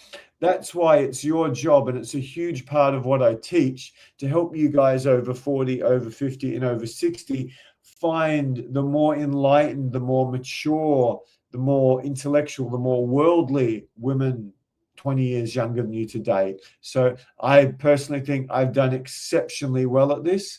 And one of my tricks is to look for girls who are big readers, because when you read books, particularly literature and philosophy, it's like you're massively expanding your life experience. Girls who've traveled quite a bit can also be incredibly mature for the age. You basically want to avoid girls who've spent a lot of time swiping Instagram, watching soap operas, going out to clubs and bars and being all glamorous and trying to suck the dicks of DJs and football players. So you want to avoid those ones and go after the other ones with a vengeance. Anything like Natalia or Tess. Tess is a paraglider. She surfs. Natalia used to be a pro volleyball player. And then she's as sporty as they come. Both my best trainers are. Tess, do you want to add anything to that about men over 40 being out of touch? Yeah. It's basically everything we've spoken about over and over again. I think that a lot of the time what we see is guys who just go on dinner dates or spend a lot of money on the woman and make it about that. It's just everything that we've said repeatedly. Stop doing those things and do what we tell you. Yeah. And like, again, if you work with us, the conversation structure we give you, which we give you quite a bit of, although if you watch all the YouTube lives, you're immediately trying to figure out what are you interested in life, and then tailor questions that try to find girls who share your interests. That's the huge sort of $64 million hack of dating. The $1 million hack of business is to get around people at or above your level. The $1 million hack of dating, I think, is to actually find the girls who you're going to have a natural connection with. Excuse me. Oh, don't do hiccups when you've got broken ribs. Okay, next question, Tess. Yeah, question from Martin. Why do old school tactics or pickup lines fail badly for men over 40? They fell badly for everyone. I think that's one of the biggest scams ever perpetrated on men. It was a joke. It was a complete joke. The idea that you rehearse all these comedy lines, or you're a dorky program with an IQ of 145, and you start pretending you're this cocky, funny dude. It was just a complete scam. Some of it was quite good. Yeah, have a shower before you go out. The guy who sort of was the intellectual father of it, he geeked out on Darwin a bit like me, and he probably advanced some things about social dynamics. But so much of it, like negging a girl, trying to put her down, tell her nose wiggles when she talks. I think the old school pickup artist tactics, they didn't work in 2005. They didn't work in 2015. They sure as hell didn't work in 2025.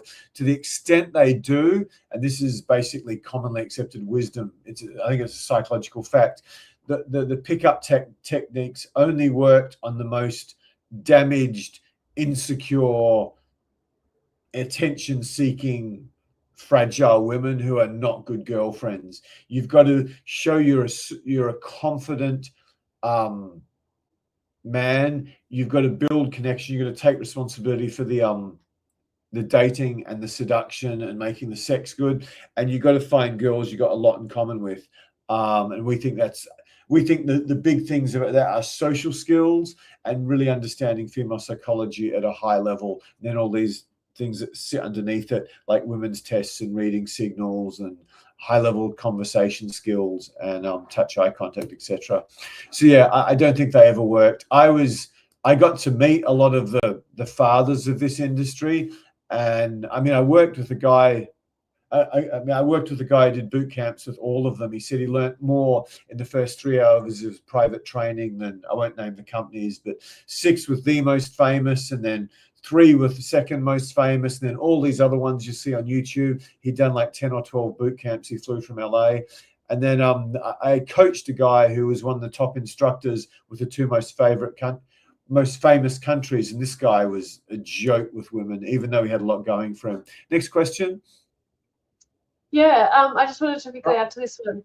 I just think pickup lines are so cheesy and so obvious. It's so cliche.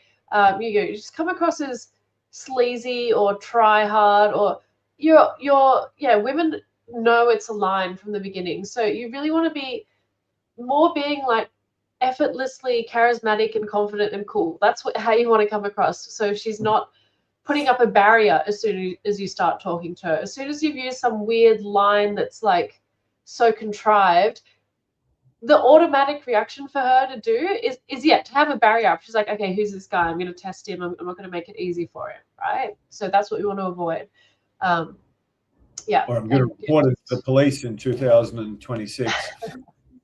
Yeah, exactly. Next question. Sorry, I didn't mean to rude you, Martin.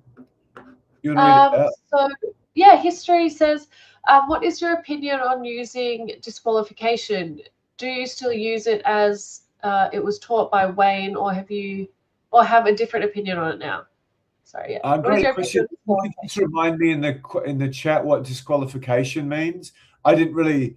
I mean, he did open-ended questions. He did the silence thing, but I didn't really pay attention to much of his method. Although he was a great force in the pickup community at the time, the guy Wayne Elise. I don't know what it is. I think it's where you pretend. I think he did the pickup artist style thing where you pretend to be interested in her.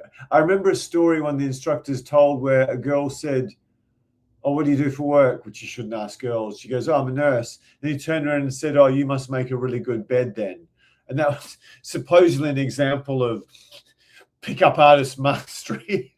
So it's not so much coming out my nose. I think that's so funny. Having slept with a bunch more girls than a few of those guys, hotter girls, I should say. That sounded immodest.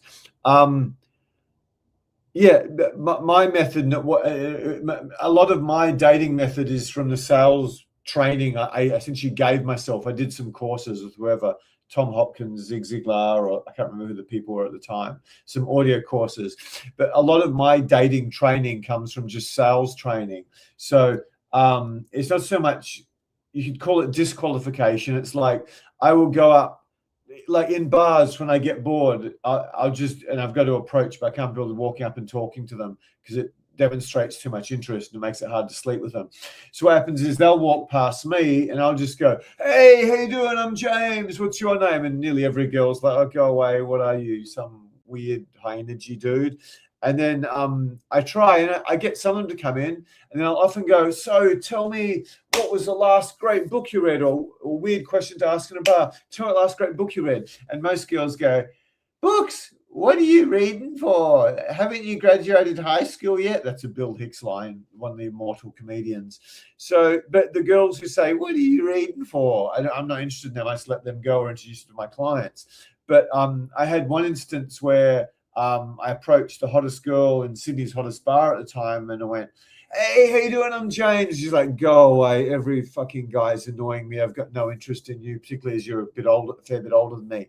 And I went, oh, okay. So before you go, tell me about the last great book you ever read. She goes, Shantaram. I go, Shantaram, really? It's that's the best Australian book of all time. I spent 6 months in India. Come back and talk to me later on. And I just looked her in the eyes, and I just forgot about her because I was in a boot camp. She came back, admittedly about an hour later, and hung around for ages. And I ended up getting a couple of dates with her and sticking it in there. And she was a pretty good girl for a week or two. So yeah, it's not so much you qualify or you disqualify or you do some weird thing. You try to identify girls who you'd like, even if they weren't hot. You want to have, you find like your male friends, you got shit in common. The girls you're going to date for a long time, it's not because they're hot and they give good blowjobs. It's because you got shit in common. So if you explain exactly what disqualification is, I'll answer again. But I think that nurse make a good bed recollection might explain it well. We might just do a few more questions and go back to a point and then do a few more questions. We did a summary of all the points. So yeah, fire your question at us, because I think we went 3 hours 30 or something on the last one. And yeah, we're not Martin Scorsese. We don't make 3.5 hour movies. We just make the little 2 hour regular ones. We want to do Woody Allen movies, just 90 minutes. Oh, people are going to say I'm a pedophile appeaser because I've mentioned that genius's name. Anyway. History was explaining that it means show that you're not perfect, show your weaknesses instead of trying to impress. That's disqualification. Oh, well, I'm wrong, but that was a good example I gave you anyway. That's a fantastic question, History Jerk. One of the best questions ever. Yes, no, and apologies to Wayne. That was a good thing. Yes, I do teach that. I use it myself a lot.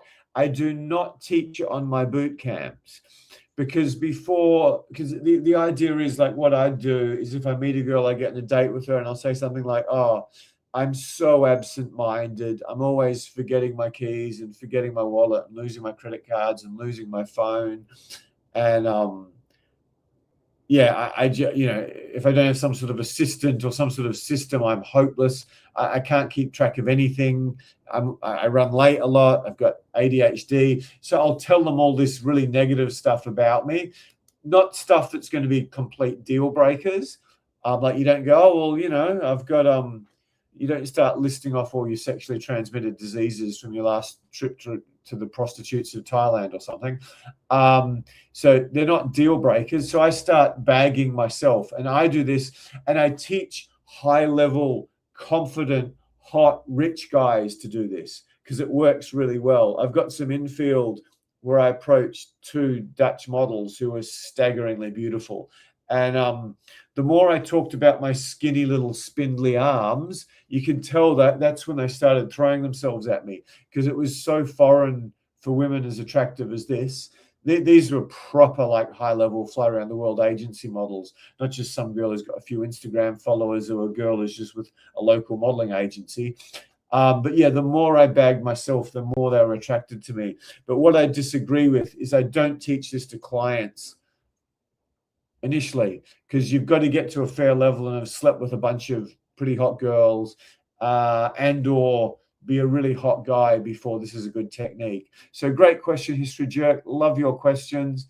I don't know where you live, but we're getting a lot of American guys now. So if you're no, you're German from memory. Yeah, I think we've got a German guy who's booked. I think I can't remember. Anyway, next question. We'll get back to the point soon. Yes. Sorry, I've just lost my. Yeah. So Martin was saying, congrats on the numbers from last week, almost double. Woo! Thank you, Martin. Thanks for the support, and thank you all of our new supporters as well. Thank you for liking and subscribing and sharing and helping us out. It's been really great. We'll move on to the next question. Virtual says, "What's a good way to learn to see signals?" Great. I might just say on that note, I think the reason we've blown up so much is because we begged you, obviously subscribe, ring the bell and all that sort of thing. But if you could save this and share it, and if you could ask any questions when the video goes live, that would mean the world to us. I think they are huge signals for YouTube, because we've absolutely exploded in the course of 3 weeks. And I think it's because I'm just asking guys to save it. I should actually learn how to save it. See how absent-minded I am? So just save it on your computer, share it with your dog or your vet or your psychiatrist or your funeral director or your dentist or your friends, anyone. Share it with some fictional dead people that, you know, vote in your state potentially. I'm sure Australia is much worse than America the way we go now. Yeah, just share. And yeah, the more views, the more people we get booking and clients we get, the more of Tess and I and potentially Natalia, Val, Jackie, and my approach coaches, my most successful clients you're going to see. So thank you so much for your support, guys. Really appreciate that, especially the comments when the video goes live.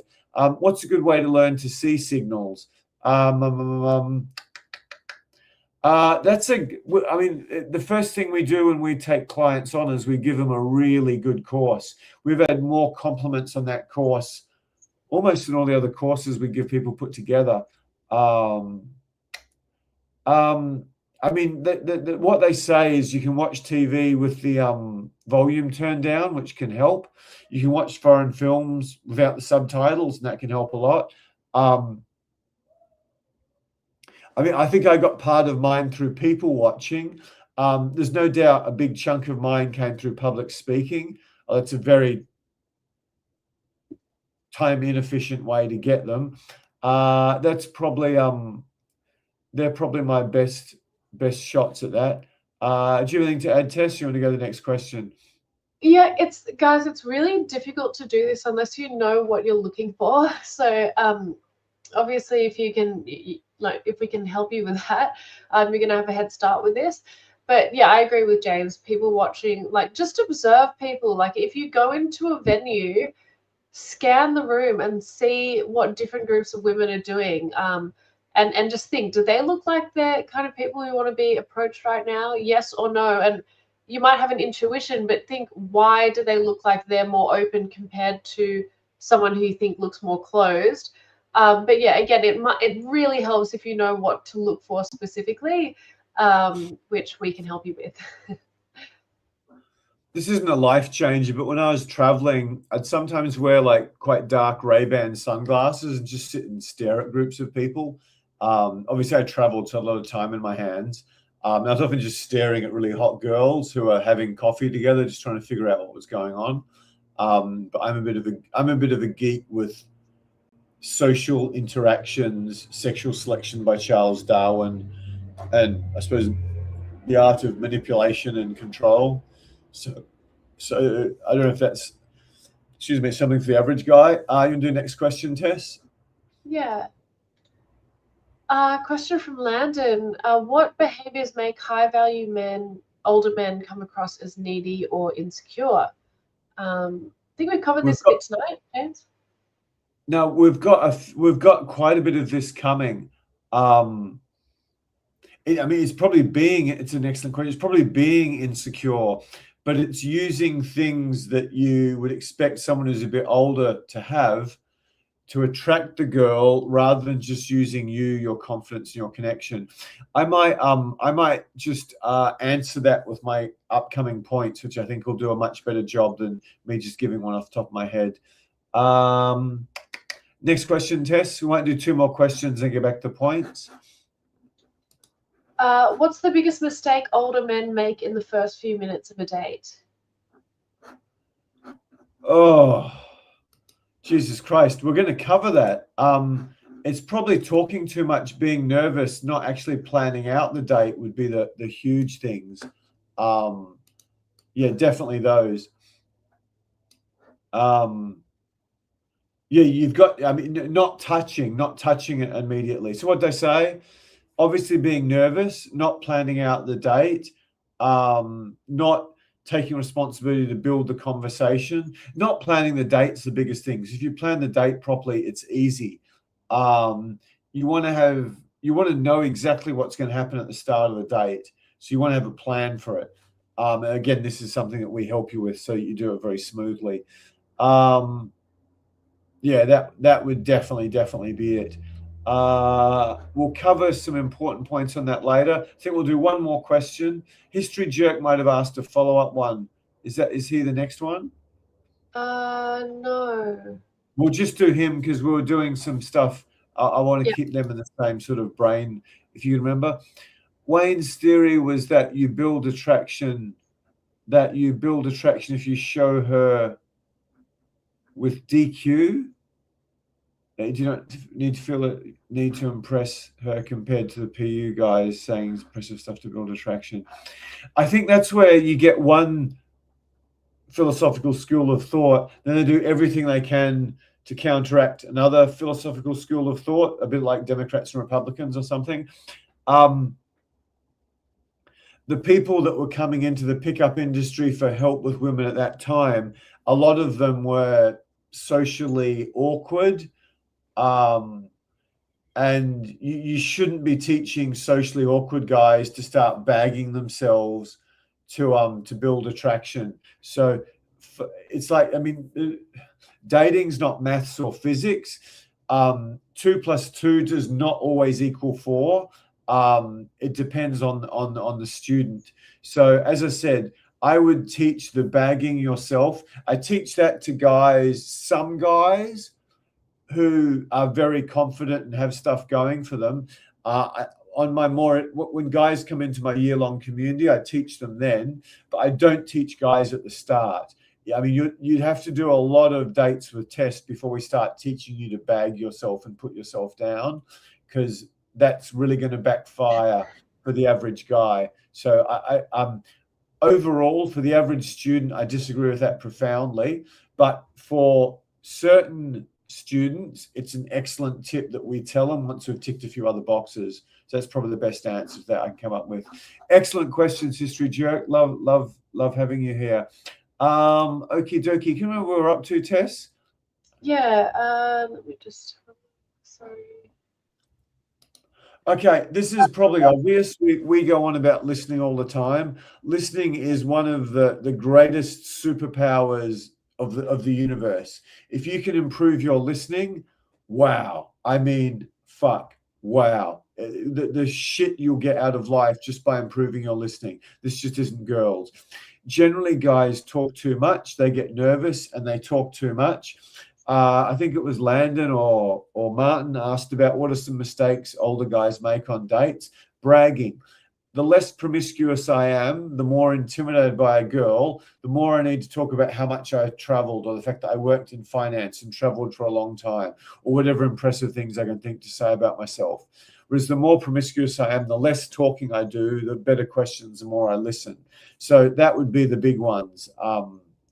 Yeah, and you got to be very careful about bragging yourself. Tess did a very good job earlier, just explaining how repulsive it is when some guy's telling you how many staff he's got, or blah, blah, blah, blah, blah, blah.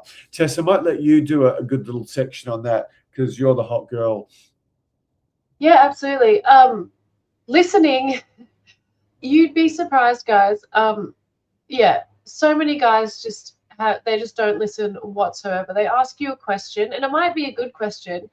You answer, and they don't even respond. Like, it's like, oh, okay, and then they ask you something completely different. It's like, okay, did we even listen to anything I just said? They're just, yeah. Listening is a skill which is so, so fundamental to good conversation. And so many guys just do not have that skill. Or I don't know, they're too nervous or too distracted by, I don't know, your outfit or you're looking at your eyes or something. I don't know. And they just fall to pieces. So learn to listen. It's going to set you apart from like 95% of guys. And then, yeah, again, talking too much. This can happen also, again, when you're really nervous. But if it's more on the bragging side of things, this is repulsive, absolutely repulsive. It just shows insecurity. It's like, why do you feel the need to prove yourself through all of whatever achievements you have or how much money you have or all of this stuff where it's just so obvious that you're feeling the need to be really impressive. And when you're doing that, you're signaling to her that you're not a high value man because you need to sell yourself, right? When you can just focus on, yeah, being really comfortable in your own skin. And I think this plays into a little bit that question from history about disqualification, you know, talking about your weaknesses rather than bragging. I think that actually, the benefit of doing that, it's more about being comfortable in your own skin and being comfortable with your weaknesses. It's not about excessively, like talking about your how bad you are and everything, and being self-deprecating. That's too much. You know, you don't want to sell your weaknesses. Obviously, that's not going to be attractive to a woman. But if you can just be comfortable and casual about certain weaknesses and not put too much emphasis on it, that's definitely attractive, because no one's perfect. And if you're like, oh yeah, no, oh yeah, I've never really been good at that thing, but blah blah blah, and not focus too much attention on that, then she's like, oh, okay, cool. Well, yeah, he doesn't feel the need to brag, and he's comfortable with his weaknesses, which show a high level of self-esteem, and that's what's really, really attractive to women. So yeah, a little bit of a so just I hope that answered the question. But yeah, that question from history really related to this as well. So listening foundation is really the foundation for good conversation, because you're not going to be able to ask good questions if you haven't listened to the content. And then, yeah, avoid stealing the spotlight. You want to get her talking and opening up to you. Thank you so much, Tess. Yeah, just to round out history's point, that's something the Wayne guy, I think that really worked for me, the disqualification, because when I call it bagging myself. When I got good, bagging, not bragging. When I actually started to get really good, I had feedback from girls. It's like, oh, you're just too good at this, or I feel insecure. And when I start like tearing myself down, but you can tell I've got these considerable weaknesses, but I don't care about them. That worked really well for me. But again, it's not something you should be teaching on YouTube to just new people coming in, because most of you guys are a sort of beginner or intermediate with the skill. And we just want to get you from A to B to C to D. We're not trying to turn you into some sort of superstar. But yeah, for my clients, once they've done a bunch of training with us, quite a few of them, we are teaching them to sort of bag themselves or disqualify, as it's called, as it's said. Thanks for that, Tess. This sounds really counterintuitive, but just spending too much. If you go on a date with a girl and you drop a lot of money, you create this weird sense of obligation where it's like, he's taken me out to dinner, he's dropped $500, he's dropped $1,000. What does he expect in return for the investment? I'm not stupid. He's not spending it on me because, you know, I'm teaching him about his business or something, you'd think in most cases. So it sets up this money and status for sex and beauty trade, which is very, very sleazy for high quality women. and any woman you'd seriously think about having a relationship with, you definitely don't want that to be the basis of your relationship. So yeah, spending too much creates an awkward sense of obligation on the girl. And so many women have talked about this, so many of my female coaches. So that's a huge thing for me. Some guy takes them on an expensive dinner or these super fancy expensive dates like you see in the movie, and it turns the hot girls off. The average ones might love it. There was I don't know why I watched it. It was really boring. There was something on Netflix called the Tinder Swindler or something. And he was pretending he's flying around in jets and he had this incredible lifestyle, but he was just scamming these girls. But yeah, these were average looking women he was after who were, sort of quite a bit past their prime. That shit works on average girls. It completely backfires on lots of hot girls. The thing about spending too much, which Tess may have alluded to, it makes you seem needy. It makes you seem needy and desperate. It's like, oh, I'm not really got much going for me, but I can spend money on this girl and try to impress her. So I might leave it with you, Tess. A guy takes you out on a date and he spends, a reasonable amount of money on you, more than you're comfortable with. Talk about that from a catwalk model's point of view. Yeah, I mean, it takes away from, it's a bit uncomfortable, to be honest. It's like, you don't really know me. Like, why are you just trying to shower me with, expensive luxuries or whatever? It's a bit, for me personally, it's just not how I connect with people. Money's really not that important to me. So, it's very superficial. It kind of shows that the person's really superficial if that's how they want to value you by spending money. But also, it can come across as really insecure as well, because he's basically put you on a pedestal. And if he doesn't have a lot of money and he's just spending heaps on a first date, it's like, okay, this guy's really trying to impress me. That's he's obviously desperate or I don't know, thinks that's the way you're supposed to impress women, which is just completely wrong. So it just makes him seem clueless. I just think, guys, think logically. It's like, why would you go and invest a heap of money in someone you know nothing about? And the early part of dating, that's what it's about. It's about getting to know them on a deeper level to see if you're actually going to be compatible with this person and building sexual attraction. So yeah, if you're just going out, forking out heaps of money in early dating, you've just put her on a pedestal and you've made it transactional. I don't know, it's weird. It's it's not authentic. It takes away from the authentic connection. It really can, if that's what you're focusing on. Some great points from Tess. A good friend of mine who's a good-looking guy, he's got like a high-status job that's not that well paid. He gets hot girls, and when he meets them, he just throws everything at them. He lives in LA. He's using his celebrity contacts. He's taking her to the coolest places. He's dropping huge amounts of money. The guy's he goes and buys cars he just can't possibly afford. And he leads in seducing the girl. He leads the girl to think that he's got a lot more money than he does. And then this guy is getting hot girls, some pretty desirable ones, but then pretty much every relationship's just a complete nightmare for him. I know his latest girlfriend is completely walking all over him, and he's worried about money. So she's doing all these women's tests. He spends money getting his cupboards fixed. So she goes and fucks with the cupboards just to piss him off to see how he handles it. And he's got a very smart girl, and he's not sophisticated enough to handle her tests. So if he didn't put on this big show at the start, he wouldn't dig so many problems for himself down the track. This is quite advanced, more relationship coaching I'm giving you, but it's a real thing. If you shower a girl with affection and money and attention at the start, she thinks she's getting that 6 months, a year, 2 years in.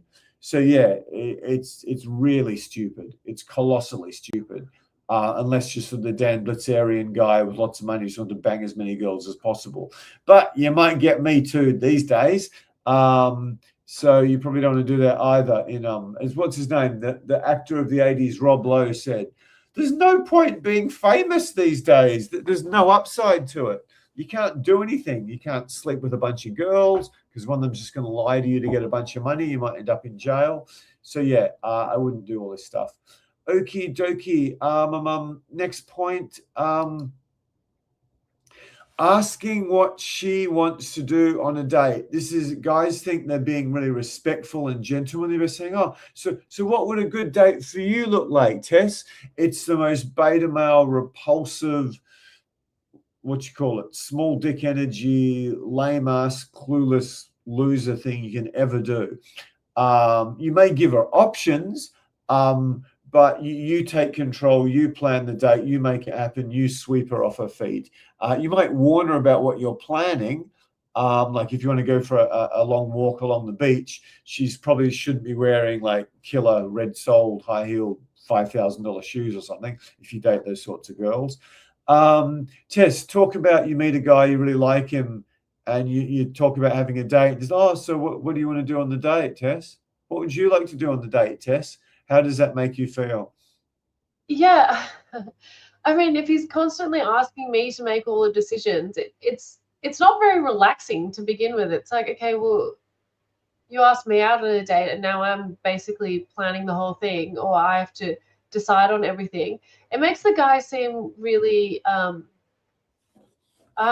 don't know, just not very confident, like not confident in himself to take the leadership role and make any decisions. He's like, oh, asking permission for everything, or saying, is this okay? Or do you prefer this? Or do you prefer this? Or just giving me too many options. It's, yeah, it doesn't really give me the opportunity to relax and enjoy the date. I mean, it's like comparing going on on a tour, or like a cruise or something, where you don't have to make any decisions beyond like what I'm going to order for dinner that night. It's actually really relaxing to go on that type of holiday, as opposed to going backpacking, where you have to think about all the activities you're going to do and where you're going to spend each night and how you're going to, what transport you're going to get in a new city. It's all this stuff. It actually becomes less like, it's not a relaxing holiday. It's it just becomes difficult because you're having to make all the decisions. So it's the same goes for on a date. If she's having to make all the decisions, she can't relax and enjoy herself. And again, it really takes away from how confident you seem in yourself. It's like, who's this guy who can't make any decisions? I have to make all the decisions on a date. It's just not attractive. Thank you, Tess. Okay, let me just see. This is something we've been talking about a lot, not planning dates. This is the number one mistake any man, particularly men in 40s, 50s, 60s, make on a date. You shouldn't be flying around in helicopters and booking a table in the middle of some Pacific island. That's stupid. That's trying too hard. You shouldn't look like you're trying hard on a date, but you should try really hard to come up with a date plan that's tested, that you've got contingencies if it rains or if it's cold. You might have 2 date plans. You might have date plans for the more adventurous girl who likes nature. You might have date plans for more of a girl who's more into bars. You put a lot of time into date plans. Then on each individual date you go in, it's just a system you've built and it's flawless. This is responsible for an enormous, staggering part of my personal success and my client success. We've talked a lot about that, and so much of what we've covered tonight is about date planning. Tess, do you want to add anything about you get on a date with a guy, he doesn't really know what he's doing, he's asking you for suggestions, you're having to make decisions? You just touched on that then. Anything you want to add? Yeah. I mean, it also makes you feel like this guy hasn't put in any effort whatsoever. Like, obviously there's a balance between the guy not seeming like he's put you on a pedestal and planned out everything and tried to make it some unrealistic experience, which comes across as trying too hard. But on the other hand, if you have no plan and you're just like, oh, where should we go next? And it's like, do you even care? So you really just having a date plan where you actually show, I've prepared something, or let's go to this place. I'm making a suggestion for let's do this. It's really simple. It doesn't have to be over the top at all. It's like, let's go for a walk. Let's go sit here. You're just being the director, right? It just shows confidence, but also that you've put a little bit of thought into what this date might look like. It shows that you're in control as well. I think I talked about in the last point, what it looks like to be asking her to make all the decisions, but having the plan reduces the amount of problems that can come up in the date. You know exactly what is going to happen step by step, and you have plan B as well in case of weather, or in case she objects to going to a particular place. So it just gives you control, and it helps you stay grounded and comfortable, and not feel out of your depth or nervous, because you're in control. Yeah, thanks, Tess. I mean, this just came to mind now, and I'm listening to Tess. I met a girl in New York at a bookstore, and I just swept her off her feet. I approached her. She wasn't really interested. She was way hotter than me. She was very busy.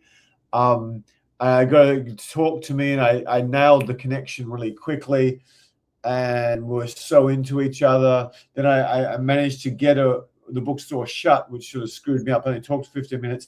Then actually managed to get her to a cafe for an instant date, and I was really smooth this time because it was very promiscuous. And she was like wowed by me. I thought, I can try to take her home, but I don't think I'll be able to. And it wasn't very good weather at that time. So we had a date 2 days later or something. And then I had this killer, lethal date plan that put a fair number of young ladies through, including like agency models and all these amazing girls, actresses and NYU students and girls who were doing work at the United Nations and worked for major media companies. I was killing it. Then I got this girl, possibly the one I liked the second most of all the girls I met that year in New York. And then I do my killer date plan, but it's not the best weather. It's a bit windy. And then I'm at my cafe. I was about to take her to the park I'd used on nearly every date. And then it starts raining. It wasn't heavy rain, but it was rain. And my date plan involved sitting on the grass around sunset. And I go, oh, do you want to sit? And she goes, it might start raining heavily. I'm going, yeah. So I'm like, oh, okay. So I walked around like some soft cop fool trying to find a bar where I could sit on a couch beside her. And I never got another date with this girl. It's like when you get the hottest girls, you don't get many chances. And when you get a chance, you've got to take that chance and make it happen. And that really, even though I was very promiscuous at the time, and I had 2 or 3 other girls I could have gone and called and probably slept with that night, I was really disappointed I missed out on this girl. So from that point on, I always had contingencies with my date plans. I really built them in very, very hard. Very quickly, just yes, man. If I was a hot girl and I was dating successful guys, when I was thinking about what I was going to say tonight, I would do this. If I was a stupidly hot young girl and I wanted to date successful guys, I'd go on dates with them and I'd make out like I'm really woke. Like, what's the name? I'm not a huge Trump person. I think Trump is one of the world's great comedians. I'm not saying he's the ideal president. I'm more an RFK guy, but he's a lot better than the 3 people he's been up against. I'm quite happy to say that. But yeah, if I was a hot girl, my woman's test would I'd go on I'd go on a date with some high level alpha male businessman and go, Kamala Harris would have been one of the great presidents in the history of the US. She's one of the smartest people ever to run for office. She was going straight to Mount Rushmore if it wasn't for that bloody Trump. I'd say all this stupid woke shit and just see if the guy's like, oh, that's okay. I'll still bang you. Anything to get your lips around my cock. Yeah, that would be a test I'd throw. So you can't just be a yes man around hot women. If they say stuff you clearly don't agree with, you actually pick an argument with them, but you don't just go, yes, yes, ma'am, no, ma'am, 3 bags full. You've got to actually, you've got to be a human being. You've got to have standards. One time there was a girl who absolutely hated Americans as if every single American was responsible for CIA foreign policy. And I just got up and left. I needed to have standards. I didn't want anything more to do with someone who was so intolerant of another group of people. And I've done similar things with I suppose, racism. Tess, do you want to say anything about yes, man? Yeah, guys, it's just it's like really disrespectful, I think, when you're just saying, oh yeah, and just agreeing and for the sake of it. It's like when you have boundaries and when you have an opinion on something and you talk about that and it doesn't have to be in a combative way of picking arguments. It can just be this is my opinion, or actually, that's interesting you think that way. I actually think this. It shows respect that you are willing to listen to her opinion, but also stand up for yourself. You don't want to be just a pushover.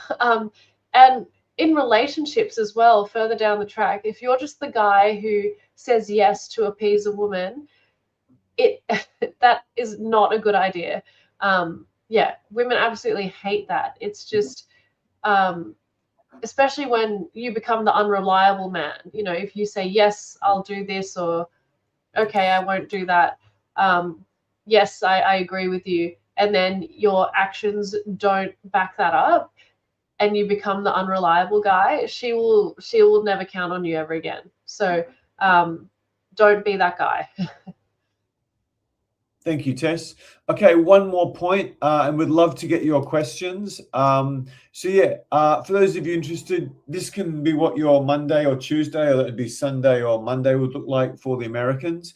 You get to go on a date with Tess. You get to approach a bunch of times. You get to go on dates with her, and then she'll give you written feedback about everything you're doing right, everything you're doing wrong, and exactly what you need to do to improve. The link should be in the chat, and it'll be pinned in the top comment on the live video. If you've got any questions about it in the chat, ask there. So that's that. And then the next thing is final point. So just going to do a quick summary. Mistakes older men make on dates, particularly with younger women. You try to kiss her. We recommend you don't try to kiss a girl until you're in a position to actually finish the job. 2, no sexual escalation. So many guys go on a date with a girl, they barely touch her up till they try to shove their tongue down her throat. So don't do that. You got to learn to escalate. You got to learn micro escalation. Reading her signals. So you've got to understand what she thinks of you, and when she's interested in you, and when you should try to kiss her, and when you should definitely not try to kiss her, and when she's wanting you to kiss her. Actually, Tess, you might want to run. No, I'll just do it quickly. I've started. You might want to jump in on these. I'll do this one. Sitting opposite her. You can only sit opposite a girl for maybe 15, 20 minutes, depending on conversation skills. You're opposite sides of the table. It's very confrontational. The slightest bit of uncomfortable silence is a nightmare. Tess, do you want to do the next one? Dinner dates. Yeah, dinner dates. You don't want to be potentially having sex after having a big heavy meal, and things just get stale. Often sitting opposite her again, like we said in point 4, and also investing a lot of money. Okay, so number 6 is being a crap negotiator with women. This is about not understanding her tests and manipulations, and letting her walk all over you, basically, because you just have no idea. So this one's about female psychology. Number 7 is not preparing any questions. If you don't know how to have good engaging conversation and listen to what she's talking about and get her to open up to you around the things that she wants to be talking about, then it's going to be quite boring for her, especially when you steal the spotlight, which is one of our other points. But number 8 is long dates, no sex or no sexual escalation.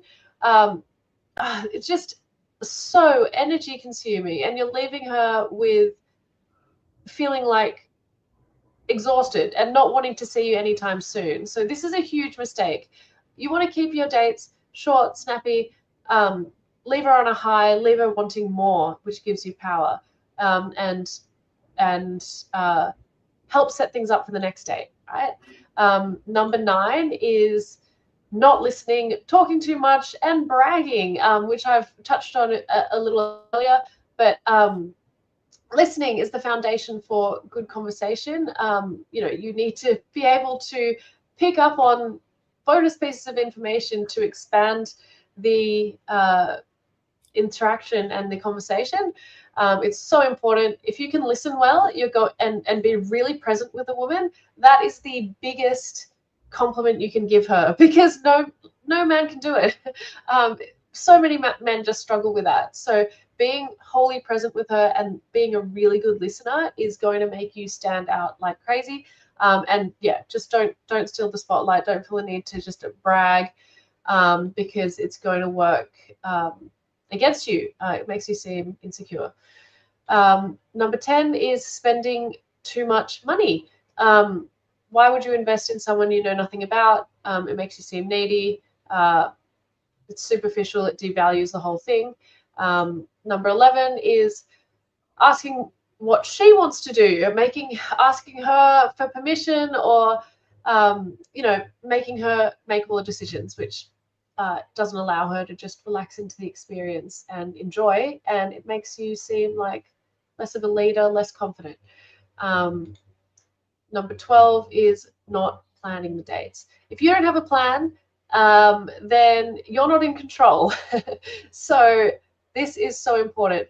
If you are in control of the date and you have a really solid date plan where you have social proofing, there are different points of interest, it's strategic so that you can bring in touch, what else? You're the leader, and sorry, what did you say, Des? Social proof. Other people social like proofing. you. I did mention that. All of these things, you can blow this out of the water if you impress her on a first date. The difference between having a solid date plan and not is going to be the difference between you really, really impressing this woman or her just going home thinking that was a waste of time. Okay, number 13 is being the yes man, just being really agreeable, not having any boundaries, not sticking up for your own opinion. It's just pathetic, guys. Like, she'll just walk all over you, and she it's kind of disrespectful to her as well. Like I said, if you're just like, oh yes, whatever you say, it's like, that's pathetic. Not attractive. And did we get to number 14, James? No. The final thing, and I met a girl at like a self-helpy event, and we spent like quite a few days together. And I had a girl I was seeing at the moment who was bisexual. I was really hoping to get this girl to that girl. But yeah, she lived a long way from me. So for the only time I lived in Bondi where I agreed to go in the city for a date, I went in the city for a date. And even worse, I sat opposite her at a bookstore cafe because I didn't have a date plan in the city. And a girl who was gagging for me, sounds immodest, but yeah, a girl who this is going to be as close to a sure thing as we can, because we really connected a lot and learned a lot about each other. The date was just really stale. So I did all the mistakes. I dragged on too long. I sat opposite her, and I was too far from home, where it was like, this is pre-Uber. It was a long cab ride back to my place, from the city back to Bondi Beach in peak hour traffic to turn that into sex, and she wasn't going to go there. She was going that way. So that was a really shitty mistake. I should have basically done like I did with every other girl: come to Bondi or don't worry.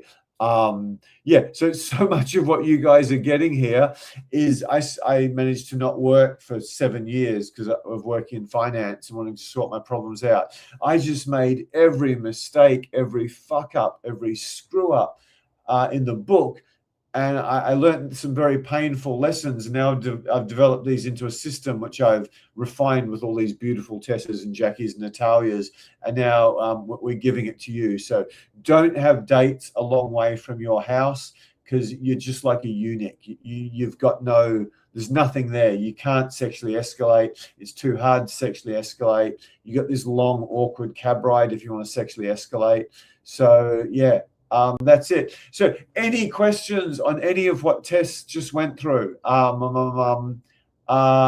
we'll get back to our questions, Tess. Yeah. Okay, let's see where we're at. Second. Okay, question from sorry, 1 second. We've had a few rants come through. Okay, Ivan's asking, hey James, if you're a mature man with little experience, if you do the calls and the boot camp, how long will it take to have the skills to beat the other 97% of guys? 1 year, 2 years? Jesus, that's a good question. It's going to depend. If a guy's quite insecure in himself, we'll still get crazy results, but it won't be as pronounced. If a guy's reasonably sure of himself and he's got other hobbies and interests or things he could be I can't say the R word, he could be the biggest useless complete turd in the world with women. He could have had no experience, could be close to a virgin. He could have had a sexless 20-year marriage where the woman was basically walking all over him and shoving big black things up his backside, disciplining him.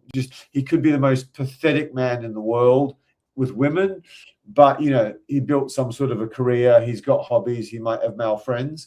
If it's that guy who's like I was, successful in life but unsuccessful with women, we can do anything. You'll be beating pretty much every guy in 3 to 6 months. Destroy. For the guys who are really insecure or really fragile, we can still get crazy results. We can still do really well for them. It might take a bit longer because when a guy's quite sure of himself in other areas, even if he's a failure with women, he's like, well, I've still got some self-esteem there.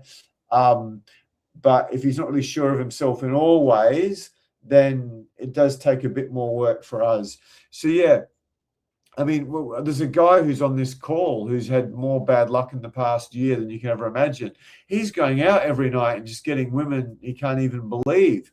I caught up with a client, a week or two ago, just before I broke my ribs. And this guy's 48 and he's got a 24-year-old girl who's hot. I had dinner with her, chest like that, body like a model, ex-pro volleyball player, crazy vertical leap. You should see this girl's body. Better than any of my female coaches by a fair way. She's half his age, and he's got 3 other girls on the go. It's incredible. So, and yeah, this guy got to these levels in about 18 months. Not just he got to date an attractive girl, he's got the if you like, the one he's crazy about, the one I think he might live with or he's close to living with. He's got 3 others he sees. The others are all in their 20s. He's 48.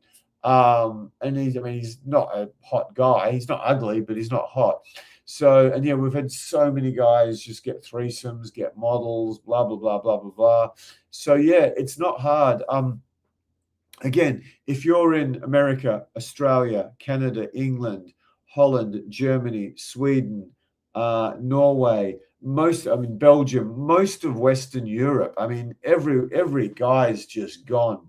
Technology, COVID, Me Too, work from home, scared every girl's going to turn into a lawsuit. Most guys have checked out. Women are so lonely. That's one of the biggest things in social media now. Women complaining, where have all the men gone? Singles events in New York, there's whatever, I don't know exact numbers. There's 1,000 women and 12 men. It's so colossally easy today. I can't believe it. Essentially 55, this big chunks of grey, skinny, just the amount of interest and how easy it is for me, even with women more than 30 years younger than me. I've got to be careful what I talk about. It's so easy. It's like there's been a war. I've said before, a friend of mine traveled through Eastern Europe just after whatever the Balkan problems, the former Yugoslavia, and he went to this place where it was like 14 or 15 women between 18 and 30 for every man. And he's a really good looking guy. That's what the world is like now. The thing we used to have wet dreams about 8 or 9 years ago has come true thanks to all the things I just listed. So, and when you add social coach training, which is way better than pre-COVID, when we got all these crazy results of guys getting threesomes and having 6 girlfriends and these average guys getting models, when you add that, the change in the world, plus how much better our coaching is, to beat 97% of guys, like 3 months, it's so easy. It's just so easy. And in part, it's because the world's changed so much. In part, it's because we're even better coaches than we used to. Thanks. That's a great question. If you want us to prove it to you, just click the link below and give us the Pepsi challenge. Tess, next one. Okay, Ivan is asking, why do many older guys fail to create fun and playful energy on dates? Because you're too serious. Yeah, I mean, that's a great question. You're too serious. You're too convinced by society that your value to a younger woman is telling her about your career and your accomplishments and your German cars. So you're just boring. And the other thing is, a lot of guys who've worked in corporations or worked as accountants or worked as lawyers or worked in programming or in banking, you get very serious. The corporations turn you into like a very serious, boring person, because that's what you've got to be to succeed in most of the professions. So yeah, combination of all that stuff. That's why you got to find your little 8-year-old Ivan. You got to channel your inner Steve Irwin. Steve Irwin, who I've talked about a lot. When I started as a dating coach, he was my best friend. When I got approach anxiety in this absurd situation where I had like 5 or 10 or 12 nervous clients, and I went to this bar that was half empty, and like, how the hell am I going to get these guys started? I'm scared. How are they going to do? And I somehow managed to succeed on way over 100 boot camps with some really dorky students.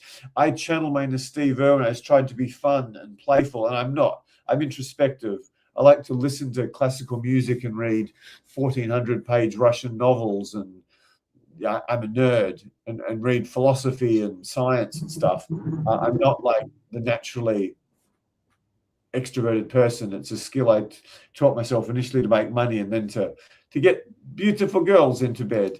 So yeah, I think that's why, because we work in corporations, we work in professions, it takes away our personality and energy. But social coach can teach you how to get that back. We don't do this so much over Zoom. We do a bit, we're playful over Zoom, but on the boot camp, we've got all these playful exercises I've drawn from Osho and Tony Robbins and some of the acting training I've done and spiritual stuff and just me being crazy and boxing and stuff. All these exercises to try to make you into your fun self. We got the most nervous dude ever on the last boot camp, who's quite a good opera singer, who's a great opera singer, to go start busking in the streets to get energy to get good at approaching. Next question. That's a good question, Ivan. That's a legendary question, actually, Ivan. Thank you. Okay, question from Kenneth. What do you think about tours or theme parks for first dates? I think I asked that before. I don't think it's optimal, but I think it could be really good. The love of my life, I didn't know anything like what I know now. I hadn't slept with a number of girls, and I certainly hadn't coached thousands of guys with all these Tessas and Natalias. Yeah, I took her to like a fair or something where there were rides and you'd throw stuff and knock stuff over and you'd win a big soft toy or something. So yeah, it worked well for me, but I definitely wouldn't recommend it as a typical first date. In parks, it's probably so far from where you live. For an absolute beginner, it might be okay, but once you get better, I think you just want to follow the typical social coach date plan. But excellent question. It's not a disaster. It's much better than taking her to dinner. But the other thing is, like dating, you want to be in control of all the variables. So you just don't know what's going to happen at a theme park. Anything can happen, and you're not in control. So, I mean, you can take her on a ride and she could vomit all over you. So, I mean, that's happened many times. So, yeah, I just wouldn't recommend it as my first go-to. It's not terrible, but after you've had sex with her, it's a great idea. It's a fantastic idea. It's so much fun. You can bring out your playful side if you're a pretty serious guy. Tess, do you want to add anything to that? Yeah, I mean, I think having a date where you that's fun is definitely worth yeah, that's a valuable point for sure. Like going to a theme park where you know, you might go on a ride or be doing playful things which kind of help bring down any barriers and kind of help it you know, negate from it being boring or awkward, which is really good. But it can take away a little bit from building authentic connection.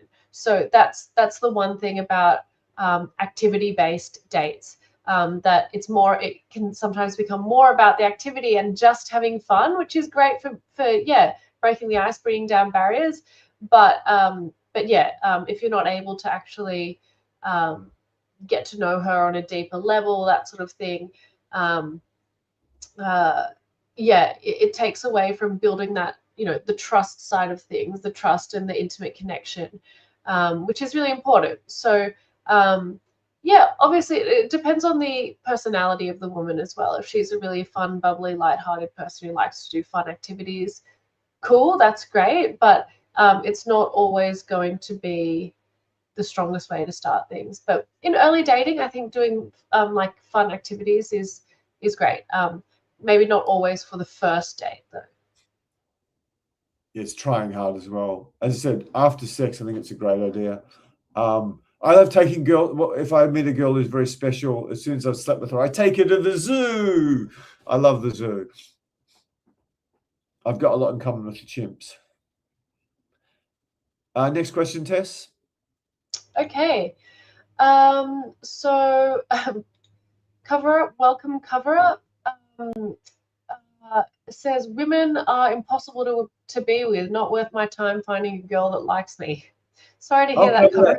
Great question. Women are impossible to be with. If I didn't understand women's tests, I would agree with you 100%. It's a fucking nightmare, and it's much worse now than it was when I thought it was a fucking nightmare. But once you start to understand female psychology, and Charles Darwin theory of sexual selection is the basis of that, and some people have taken it further. Once you understand Darwin's theory of sexual selection and how it impacts on female psychology, and then once you understand how women test to manipulate men and how they get things from men and they get what they want subtly through manipulation rather than aggressively through violence, and then you actually see the woman's point of view, then yeah, that just changed my opinions to women completely overnight, because I understood who they were and what they were doing and why they were doing it. And all this red pill, women are all fucked and they're all horrible, manipulative, only marry rich men, blah, blah, blah. It just seems so nonsensical. It's like just like people whining. There is a lot of truth to the fact that women are manipulative. And if you appear weak to a woman, many women will take advantage of you. But yeah, so if I back at a stage in my life, probably 33, where I got, I suppose, compared to what I ever dreamed of and the average guy, I got really good at sleeping with girls. But then with the ones I really wanted, it was just a nightmare in the relationship with them. So yeah, I would have agreed with you then, but I definitely don't now. I think you've just got to learn a couple new skills. Did you want to cover that at all, Tess? Oh, the other thing is, for a fair percentage of the female population in 2026, you're right. A lot of them are fucking impossible to be with because they're fucked in their head. They're on SSRIs and they're on I saw that, Tess. They're on SSRIs and anti-anxiety medication, and yeah, some of them were uber promiscuous in their early 20s, and they can't get the guys that they got in their early 20s again, and then they sort of have this crisis, and then they go over their beauty peak. So I agree with all that. There's truth, but for every woman like that, there's still wonderful, wonderful women out there. Even in America and Australia, you can find great women. I think I've got one as my head coach, and some of my other coaches are really nice as well. So yeah, I partially agree with you. I partially disagree with you. And I think if you learn female psychology and women's tests in particular, plus the basic attraction skills, I think you'd change your mind. I've had some of the most hardcore red pill guys come onto my boot camp in terms of really subscribing to that philosophy, and we turned them around in a day or two. Next question. Yeah. If it's making it hard for you, Tess, yes, but Google probably likes it, so it's not bad. Okay. I just wanted to add to this. I think that, the reason I do this is because finding love is one of the most beautiful things in the world to experience. And I love helping people do that. So, yeah, I feel bad that you're saying this, but yeah, I think that you probably just exactly what James said. Maybe like a lack of understanding around female psychology and how to actually attract women who are going to be like-minded, have similar interests to you, who you're really going to connect with authentically, which is you're going to be naturally compatible. So it's really not too hard once you kind of get a few things right. So yeah, hopefully we can help you. Moving on. I'll just add to that point. Tess covered something I didn't like. Falling in love is like the best thing in the world if you can really, truly do that. But I think that takes a lot of work from the man's point of view. A lot of guys think they're in love, but they've just got the hottest girl they've ever been with, and they mistake that for love. That's a very different thing. Next question. Okay, Peter's asking, would you recommend not having garlic within 3 days of a date? That's an excellent question. I eat a lot of garlic. I would actually ask AI that. Definitely one day, and it depends on the amount of garlic. I hooked up with a girl who was in the finals of Miss St. Venadine and the Grenadine, Miss St. Vincent and the Grenadines, and she had a garlic. She had a vegetable omelette with oceans of garlic in it, and man, sleeping with her, she was really beautiful. And I've never had anyone go on top of me like this French Caribbean girl. But yeah, her breath was something. Her breasts tasted of garlic. Her stomach tasted of garlic. Everything tasted of garlic. So yeah, ask AI what the depending on how many grams of garlic you have, what the cutoff is, because garlic is really good for you and it makes veggies taste great, but it can sort of get in the way of your sex life. Tess, do you have any hard data about grams of garlic and hours of leaving that out before dates? I think, well, if the woman's also had garlic, it helps. So maybe if you've had garlic, try to feed her some on the date, then it won't be as noticeable. But yeah, obviously, guys, like having garlic is one thing, but I think like poor dental hygiene or body odor, those sorts of things are going to be a lot worse than just like a bit of garlic breath that's like once, So yeah, everything in moderation. Like yeah, I think a little bit of garlic's okay. If I can just push back, I think before the first lot of sex, that is a level of risk you just do not want to take. Because for busy guys, the amount of effort it takes you to get a date with a girl you really like, not just some girl off Tinder or some random girl you met at the bar, but a girl you've actually got a lot in common, who's beautiful, who seems sane, you got a lot in common with. I would actually ask AI, how long do I need to get rid of the garlic? There's other stuff you can do, like you can swish salt water and you can drink stuff to help get rid of it in your stomach, but it's going to be an issue because it actually gets into the taste of your skin. Next question, Tess. Yep.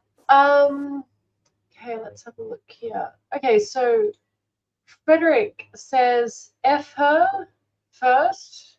Not sure what the context is there. Could be in For that relation to garlic, one. or maybe Oh not. yeah, maybe that was in relation to the garlic question. Yeah, which is similar to what you said, James.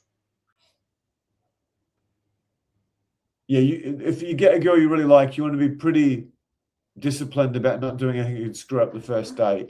As I said, I will fast for quite reasonable periods of time, just so I've got everything available for what's between me legs, not inside my stomach. Next question. Okay.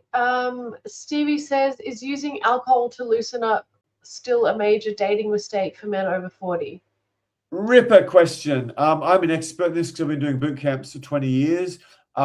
It's not a mistake, but what I say in the boot camp is if you're a guy who usually needs 12 beers to do your first approach, then just see if you can manage on 6 and then try to actually move down. So don't go from, I need 12 beers and I can talk to girls, to try to do it sober. That's stupid. But see if you can adjust over time. In the long run, it's a mistake because you are just not as smooth as you think you are once you've had a few drinks. Even if you're a very heavy drinker, you're just not quite going to be there as sharp, particularly with reading signals and all the new stuff that you'd be learning attending these lives or working with Tess. The other thing is, unless you're drinking even vodka, your breath is going to stink depending on what she's drinking. I know when I'm out at bars and I'm a non-drinker at this stage in life, and I'm talking to guys who are drinking beer or bourbon or whatever, it's just fucking revolting. So, and women are dramatically more sensitive to smells than men. So I think alcohol is a mistake, but we don't want you to just quit in one go. The other thing I should sell about my program is so many guys a year or two after doing social coach gave up drinking altogether, some of them in their 20s and 30s, simply because they don't need to anymore. The only reason they continued doing it was because they needed it as a crutch to approach women.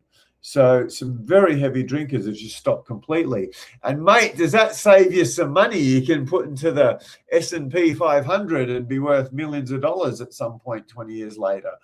And you do so much better with women. The other thing with drinking is you got to carry the thing around with you. It's a major block to touching the girl, and then you got wet hands and stuff. It's just bad. But don't just go cold turkey when you're trying to approach women. Next question, unless you want to touch that, Tess. Yeah, no, I absolutely agree with that, James. I think you covered that really well. Okay. History is asking, have you deliberately adopted some hobbies, activities, or interests to be able to talk or relate better with women, even if you were not very interested in those activities at first? Yes, I probably have. I mean, one of the things that changed my life was I followed a Polish model and a Norwegian model halfway across India to a famous yoga ashram in India. That completely changed my life. Part of my interest in yoga was models. And it worked very, very well for getting models. Very, very well. And not just getting them, actually making them scream very, very loudly with the sexual skills and potency that yoga gave me. There's even a position in yoga called dangerous pose, because it makes men dangerous. And I'm really good at the dangerous pose. I demonstrate the dangerous pose on one of my boot camps. So yeah, acting, I really wanted to do acting because I really love film, but part of the reason is because I'm in Soho and I thought I'd get to bang a lot of girls, which I did.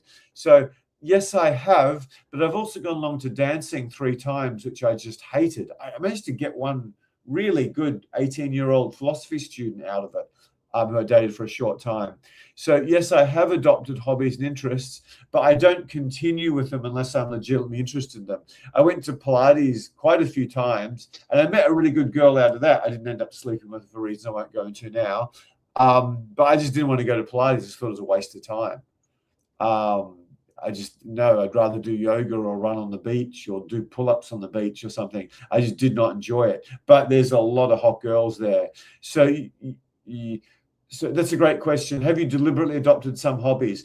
I've done things, and part or a large part of the motivation at the time was women, like 2 models that, one of whom I actually was dating, that got me to go to yoga sooner than I otherwise would have.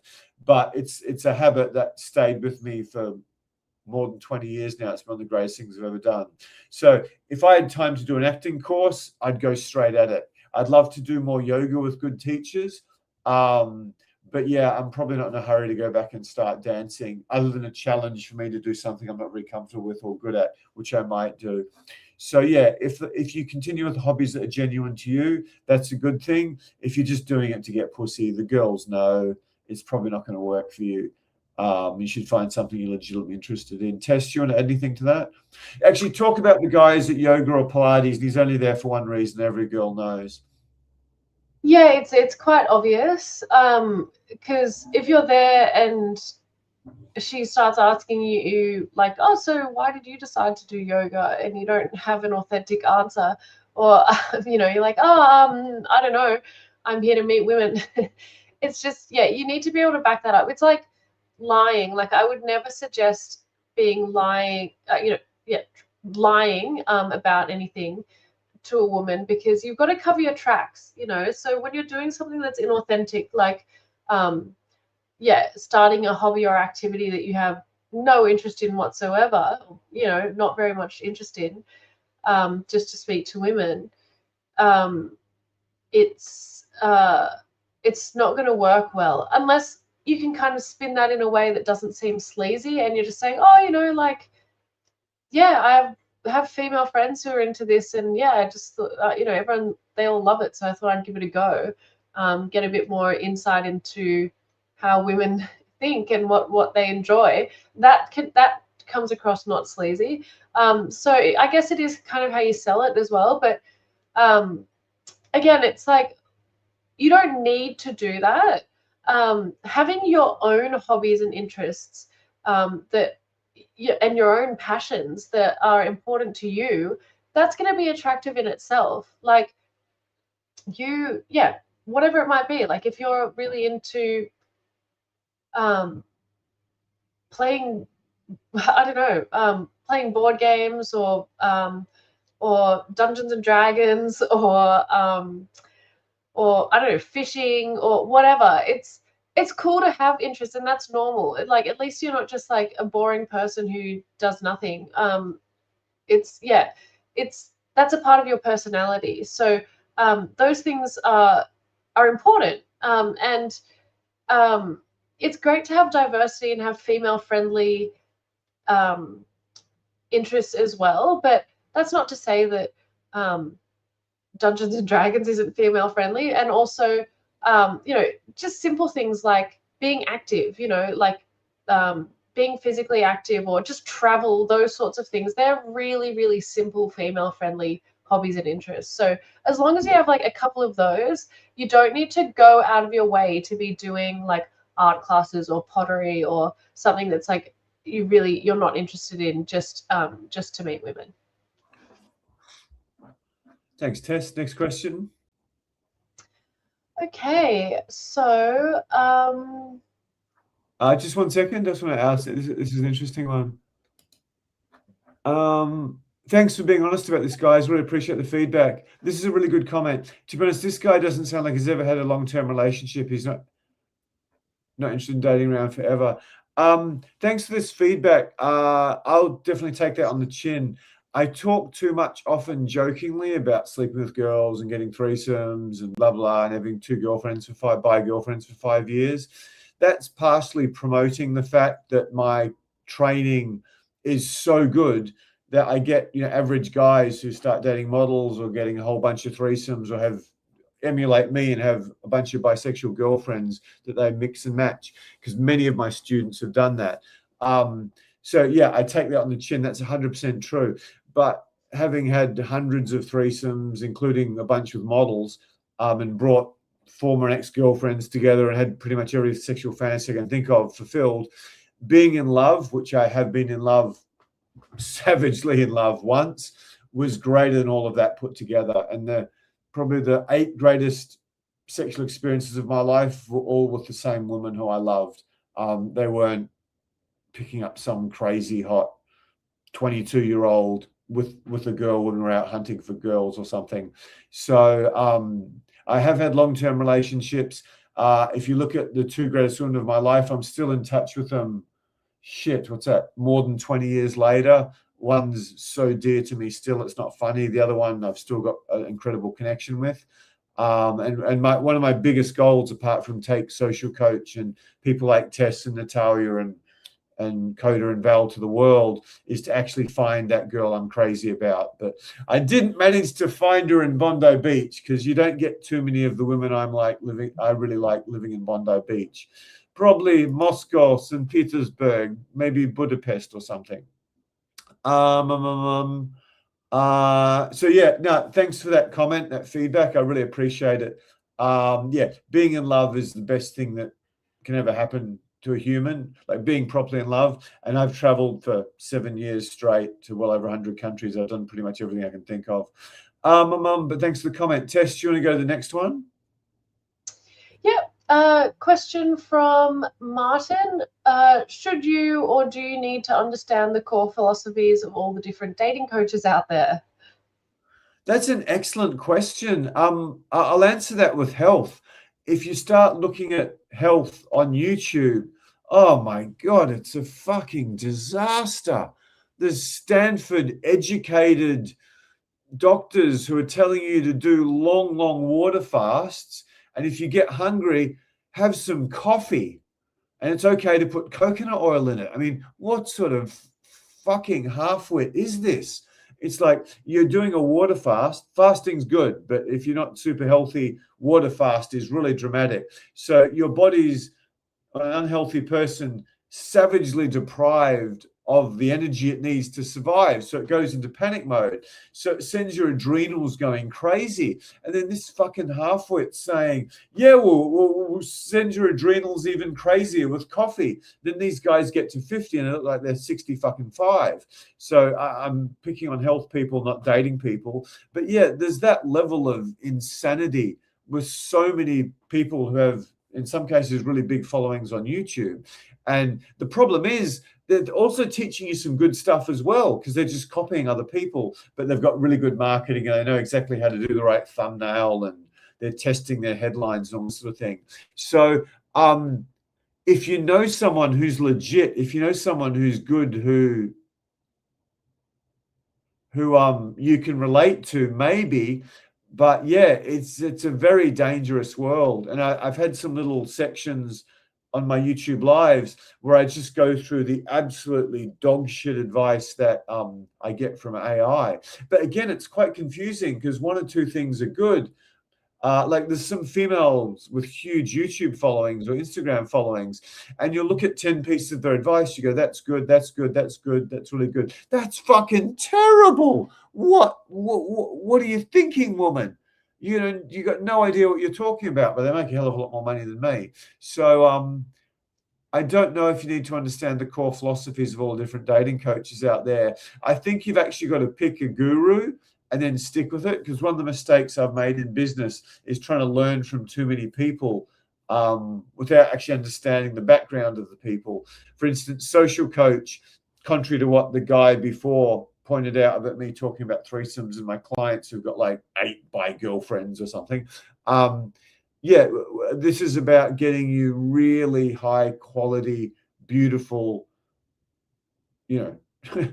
largely mentally secure, not crazy women. That's what social coach is about. I'm after the model who's hanging out in a Lower East Side bookstore in between jobs or castings. I'm not after some fucking piece of crap that you get in Vegas with a whole bunch of plastic sticking everything in your face the whole time.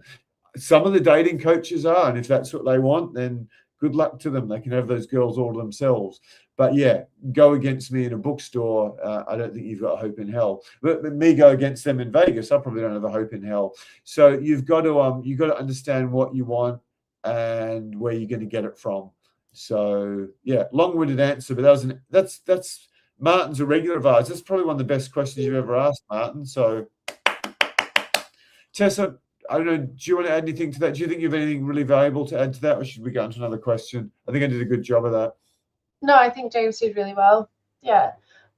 Next question from Stevie is key body language mistakes that signal low confidence on dates.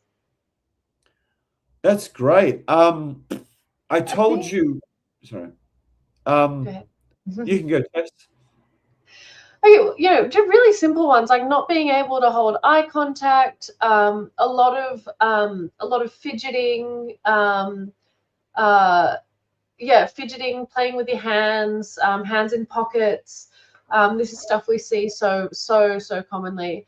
Like shuffling from side to side, not being able to stay still, posture as well. Like there are so many, body language signals that can show that you're nervous or have low self-confidence. So there's a lot here. Basically the best thing you can do is just stay still, hands out of your pockets where we can see them, straight posture, and focus on good eye contact and engaging with the woman. What else? Is there anything really key body language mistakes? No, I think those are the really obvious ones that are just really common. Did you have any others, James? I was looking at some of the comments. Sorry, I got carried away there. Anyway, sorry, Tess. No, I think you did a very good job of that. Fidgeting would be the best. I mean, the worst body language mistake is running out of things to say, and everything that leads up to it. Okay, next question, please. Okay, there are a lot of comments here. Let's have a look. If you guys have any questions, put them in the chat. We've got a big long rant here, so I'm not going to get into that. It's going to be way too hard to actually. There's a couple of interesting ones from Cruel Fest. I'll see if I can see any really funny, really good ones. Okay, cool. It's kind of getting lost in the rant. If you just go through looking for the questions, I'll see if there's any decent comments. Okay.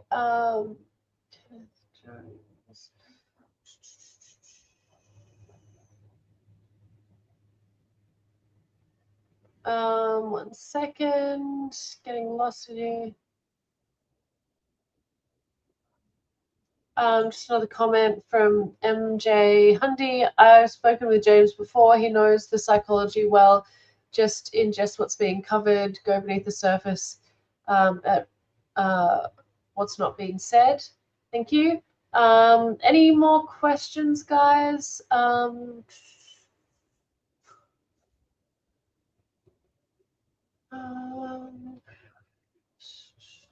There's a good comment here. Oh, here we go. Here's a question. Sorry. Oh, go ahead, James. I'll let you go first.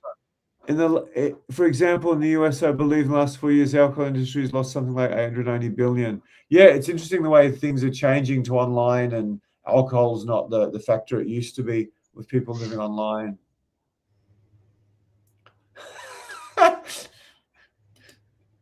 Sorry. Sorry, Tess. I couldn't do a mock date with Tess. She looks a bit like my cousin. We've got other coaches who don't look like your cousin, if you're interested, Matthew. But yeah, that was one of the funnier comments of tonight. One of our other clients has said the same thing, that I look like his cousin. Sorry, Tess? Yeah, no, Matthew, it's interesting though. Like, once I start working with you for a period of time, it becomes less like a date with someone you don't know. It becomes more like like your actual cousin who's giving you really good advice. That's the kind of relationship I actually build with clients over time. So we really get to know each other, and it's it becomes a lot easier as well, because it's not like you're meeting someone for the first time and trying to impress them. All those barriers come down after a while. So So yeah, that might help you actually not get nervous, which might be a good thing, Matthew. Okay, so there's another question Interesting here, comment Joe. from I think we've coached this guy from memory. Um, I'm a spectacularly overweight guy with a number of 8s, 9s, and 10s in spite of the alternatives out there. Moreover, I'm not insecure about it. I've done that. I am as I am. That's so important. I'm skinny. I'm nearly 55. I've got a big nose. I've got a grey beard. Um, at the moment, I've had 2 years of a very bad run on health, so I'm so far from my physical peak. But yeah, I mean, I've been with some girls a lot younger than me. Just because I don't care about it. I think it's about confidence. That's a really good comment. Again, if you've got the skills, you can sort of do everything. Okay. So you found one, Tess, you wanted to share? Yeah, question from It's Sage of. Women are not impossible to be with. Some are. Proper vetting is key, or proper vetting methods. Agree? Absolutely. That's so much what social coach is about. Um, Absolutely brilliant. Yeah, just some women are complete and utter fucking whack jobs. I mean, I know I've employed 60 models. Most back when I started the business, I hired them about 23, 24. And some of them, like Natalia, Tess, Val, Jackie, they've stayed with me for a long time. And yeah, and some of them I've stopped using for one reason or another. And yeah, it's yeah, some women they were all pretty wonderful when they were 23, but some of them just completely fucking fell off the face of the earth psychologically between 26 and 33, 35, whereas some of them are still wonderful. So yeah, there's and to be honest, I think I could pick a lot of this at the starting gate. In fact, I know I could. Um, so yeah, it's getting great women. It's not just attracting them; it's actually screening them. It's a skill, and that's the skill we basically teach. I saw a good one here, James. Your experience, do you think dating has fundamentally changed compared to before social media? Yes, obviously it has. And someone's noted in the comment, every woman has access to LeBron James and Elon Musk. As I said previously, the actor Rob Lowe said, "What's the fucking point of being famous today?" Someone goes on a date with LeBron James, who I believe is married with a family. She's going to run straight to some gossip media site and sell the story for $10 million. Back in my model bonking days, a girl I was with, her friend had a little fling with Michael Jordan. Apparently, this is hearsay, and the goat didn't treat her too well, to be mild. No, he wasn't did anything wrong with her. He just treated her like some random girl he had sex with. Which is what you do when you're the most famous man on earth. And I think this girl had something she wanted to take into the media, and she was basically rung up by someone and said, "Are you freaking crazy? You're going to risk Air Jordan, Nike, Gatorade, McDonald's, the NBA, basically American global cultural imperialism, which Jordan was one of the biggest drivers of globalization. And this girl thought she was going to start gossiping about Michael Jordan. It's going to get picked up by the media. Not in a million years. Whereas today, if some girl posted something about LeBron James or Elon Musk, it'd be the front page of every newspaper because the mainstream media can't control the narrative anymore. So yes, they may have access to Elon Musk, but the guy's working 18 hours a day. He doesn't have time to date random girls. So this is very true. But then Tess and many of my female coaches say they don't want some rich alpha male master of the universe guy because he's going to be crap in bed. I mean, you say, Tess, put it in your words, you don't want some hedge fund 6'4" male model guy in a serious relationship. Can you explain why that is? I just don't know if we'd have anything in common. For me, my passions are adventure, being in the outdoors, being in nature. I love surfing. I love paragliding. None of those things are about money or luxuries. So it's just a very different lifestyle. I wouldn't have anything in common with that sort of person. Yeah. So that's what's important to me. I want someone who I'm going to enjoy spending time with in the long term, doing the things that I really enjoy and what's important to me in life. But on top of that, he's probably going to be a crap father. You'll do all the parenting.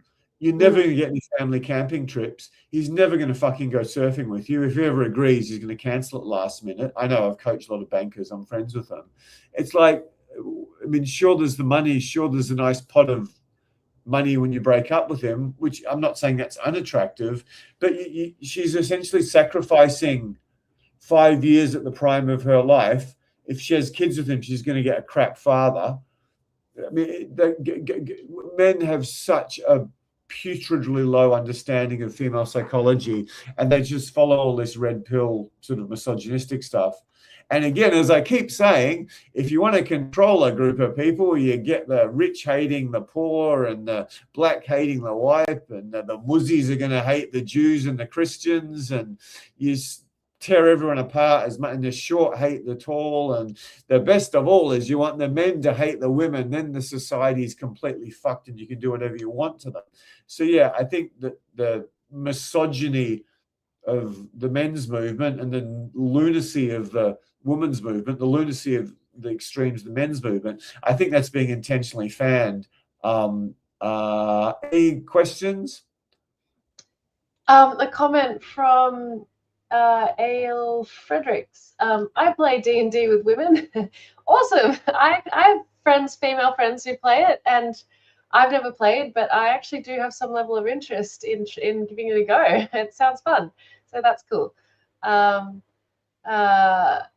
Okay, let's have a look. Can you find any questions? We might wrap up. If any of our regulars had good questions that we haven't answered, apparently we're losers. So these guys are losers. Okay, thank you. Why are we losers? Okay, so Stevie says, how does complaining or negativity from older men kill women's attraction? Go ahead, James. Oh, that's pretty savage. I mean, if you're, say you're 50 and you're 20 years older than the guy you're on a date with, and you're whining about whatever you're whining about, women being toxic or whatever you're whining about, it's just not attractive. Part of the reason women date guys much older is they hope he's had a bit of life experience. He's got a bit of maturity. He's not the immature, stupid, binge drinking, fast driving jerk that all the guys who are 32 are. She wants someone a bit older. So if you start just whining and complaining, yeah, in terms of the subset of my female trainers, there's like 60 of them. I survey them quite rigorously about what their preferences for men are. And one of the biggest things is they want a guy who's positive. Yeah, it's such a huge thing, just positivity and optimism. So yeah, I mean, that's the opposite of it. Tess, do you want to add to that? If you can see any questions. No, look, why would you? I mean, it's the same thing as why would you want to be with a woman who's complaining or negative all the time? Like, does anyone want that in their life? No. Like, surely you want someone who uplifts you and sees the positive side of things, or is just at least not complaining all the time. Someone who complains all the time is just has I don't know, deep dissatisfaction with their own lives probably, and that's why they're complaining about everything around them. Like, that's really unattractive, really, really unattractive. The kind of person who's positive, gets on with their life. You might have your opinion on things, but you don't let that actually affect your own world and the way you view your life. That's attractive. It makes you come across as a person who has high self-esteem, who's confident, who's grounded, and can deal with problems as they arise in their lives. That's really, really attractive to women. That's absolutely what we look for in men. So someone who's always negative and complaining, yes, that kills attraction. I feel like that's an obvious one. Just a couple of things here. Oh, MJ Hundy, you need to tell me who you are. James spoke about Tropic of Cancer and Capricorn and my needy brain film Platonic Love. I love Henry Miller so much. Tropic of Cancer is my third favorite book of all time. It's the only one that's not written by a Russian. So it's two Tolstoys ahead of him. So yeah, I loved, if I ever feel a bit down, which is rare for me, I'll read the first few pages of Tropic of Cancer. I love that book so much. Here's an interesting one. Yeah, because they have access to every CEO and billionaire that wants to give everyone money to take their seed. I don't know if you ever met a billionaire or even met someone who's worth $100 million. Most of them are working like crazy hours, and then they've got PR teams that would pretty closely monitor what they're doing. And then post Harvey Weinstein, if a girl does have a legit fling with a billionaire, I mean, he's got to have lawyers involved. What if this girl makes some claim? He's got to set up security cameras. It's a complete nightmare. As the actor Rob Lowe said, being famous in 2020s is very different to being famous in the 1980s or 1990s. Okay, I don't know. Can you see any more good stuff? Yeah, there's a question here. How does any of that posture how does any of that indicate to you a good or bad mate? What does that tell you about him? The eye contact, fidgeting, shuffling. So apparently you think that indicates literally nothing. So I'll tell you what it indicates. If you can, if you're fidgeting and coming across as really nervous and insecure around a beautiful woman or on a date, it signals that you're probably really inexperienced with that. You have low self-confidence. And why would that be? Why would you have no experience with women? Why would you be nervous around women? Why would you be have low self-confidence? It's just about female psychology. If if you're able to hold yourself in a confident manner, it denotes pre-selection. It's like, okay, this guy's experienced with women. He's not nervous around me. He knows how to handle himself around a beautiful woman, which makes me feel like he's probably more experienced in bed. He's probably more experienced in dating in general. It's just more attractive. It's undeniably more attractive. There might be a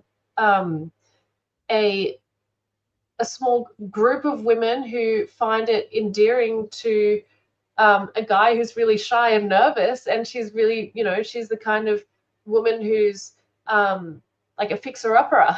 She likes to help guys come into his own and whatever, but it's not, that would be a much smaller percentage of women, I would say. The vast majority of women, it comes down to evolutionary psychology, as James speaks about endlessly. We're just confidence is attractive. Confidence and masculinity is attractive to women because we want men who can be leaders and who can deal with problem solving or stay grounded when difficult situations arise. They don't just lose their cool and become nervous. I mean, it's not really sexy if a guy's really nervous around you all the time. Like, what does that make you feel like he's going to be like in bed, really nervous and not know what he's doing? It's not sexy. Oh, silly me, I had a great question. There was a question about what's it like when you start to get better with women? Did that cause you any problems? Oh, Jesus Christ. Oh, here we go. Thank you, History Jerk. What are some of the biggest problems you suddenly faced getting really good with women that you did not expect beforehand, and how did she deal with them? Okay, a percentage of women really go nuts on you. I met a girl when I was studying acting who was a model trying to be an actress, and she was freaking amazing. I thought this was going to be one of the greatest women of my life. And I slept with her straight away the same day I met her, and the sex was unreal.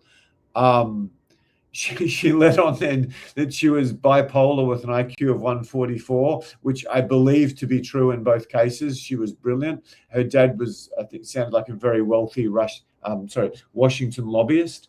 And then the next day, she went out with some friends and she got really drunk and she tried to come around my place. Then she talked to me on the phone. She was very late for our second hookup, I guess. And I said, listen, if you're that drunk, just don't bother coming around. I'll see you another night. And then on the third date, she came round and then she gives me what I call a sex fight. I'm just trying for an hour to get her out of her clothes. And when she came for the date, she was one of the hottest girls I've ever seen. She just wore these glasses and a push-up bra and a tight singlet, these tiny little gym shorts. It was like, I was spectacular. So I was like, oh my God, she looked way better than when I met her even. And then we had the big sex fight, and then we just had this fight back and forth, and I'm using all my skills to try to seduce her because she was pretty easy the first time. And then she goes into the kitchen and she starts just playing with knives and smashing knives around. And I went out and looked at it and she's holding knives. I'm just like, what the fuck is this, a movie or something? So I had to just very carefully maneuver her out the house. That was one of the things. Some girls go just fucking wacky at you. I had one girl who was going to get her bouncer friend to come attack me for one reason or another. I did nothing wrong apart from have sex with her really well. Some of the other things that happened were really painful. Some very positive business relationships I had were completely and utterly destroyed by the partners of the men who could have made me pretty wealthy or very, very wealthy. So I had excellent relationships with two men who, for different reasons I won't go into, could have helped social coach massively. And in both cases, their girlfriends their girlfriends or wives who are well aware that I had two girlfriends who are a lot younger than me. In some cases, they'd met one or both of them, and I'd changed them. Their wives just went straight at me. I'm going to destroy this guy. He's not going anywhere near my husband. And that was really, really painful. And it was obviously very financially painful. There's a whole bunch of other problems. If women see you as that guy, I should say at this point, when I was traveling the world learning, trying to actually figure out what it takes to get better with women, I learned from a handful of guys who were dramatically better than I will ever be, and were dramatically better than anyone I've ever come across. In the professional dating coach realm, like by far. I've talked about one of them essentially meeting six or seven college girls, sleeping with all on the first day, then going back and sleeping with three or four of them a few days later. So yeah, there's guys way better than me. But what the other thing I was going to say? Oh, I forgot what I was going to say. There's something really important I was going to say. Oh, the other thing is, if attractive women sense you're that guy, they need to have your validation. So I was in a business mastermind once, and there was a guy in the business mastermind who married like a really attractive girl. She was still attractive. I wouldn't have had sex with her, but she was still a very attractive girl. And I was tired as anything and stressed out, and I was having problems with my business, having problems with one of my girl. And I'm just sitting, I just want to shut up and just talk to someone interesting. I didn't want to chit chat. And she was just desperate to get my attention and get my validation. This has happened to me quite a few times. I was like, I just don't want to talk. You've got nothing to give me. I just don't want to talk to you. And I just didn't do it very well. And then I turned her off me. Then she tried to turn her husband off me. So that's a great question. I didn't do the smoothest answer. But yeah, like everything, if you're Michael Jordan or Elon Musk, who we've talked about a lot, there's so many problems in their life, like having to have the world's best bodyguards in one case. Or with Michael Jordan, it's like, I mean, that guy's basically a prisoner. I mean, he can't go anywhere. He's 6'6" with the most distinctive face. So yeah, he again needs a huge security team to do anything. Okie dokie. Well, I think unless you can see any fantastic questions, we're going to jump on to do a call tonight. So We've got a guy from Florida we're talking to very soon. He might even be on now. So anyway, we're going a bit long. Hopefully Google doesn't penalize us for going too long. Thank you so much for the support. Thank you for the support, particularly the guys who shared and liked and subscribed and saved was the big one. The most valuable thing you can do, I think, is when the video goes live, if you could make any comments. Oh, Sterling Monk, you're one of the regulars. I didn't see you there amongst all the other ones. Oh, excellent comments. Normally, yes, you probably shouldn't listen to women on dating, but Tess and these models have discussed all their tips together and agree. So yeah, Tess has her own opinions, and she's obviously followed Social Coach, and she's put her own opinions and her own tests on top of it. But everything that comes out of my mouth is basically a consensus of whatever experience I had with women, including one girlfriend who taught me more about women than any other single individual, probably behind only Charles Darwin.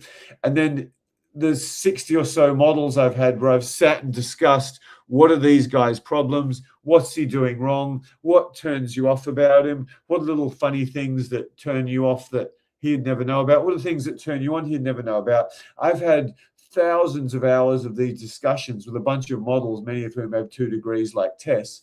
And everything that comes out to my mouth is a synthesis of all that, plus whatever experience I've had before. So yeah, anything that comes out of Tess's mouth or any of my coaches is really good. Tess especially. Jackie on the main YouTube channel, incredible. And the main videos on the main channel, incredible video, incredible value from her. And again, some of the dating coaches on YouTube, they give like great advice, terrible advice that undoes all the good stuff. So particularly if they're more marketers or YouTubers than they are dating coaches, you want to be a wee bit careful.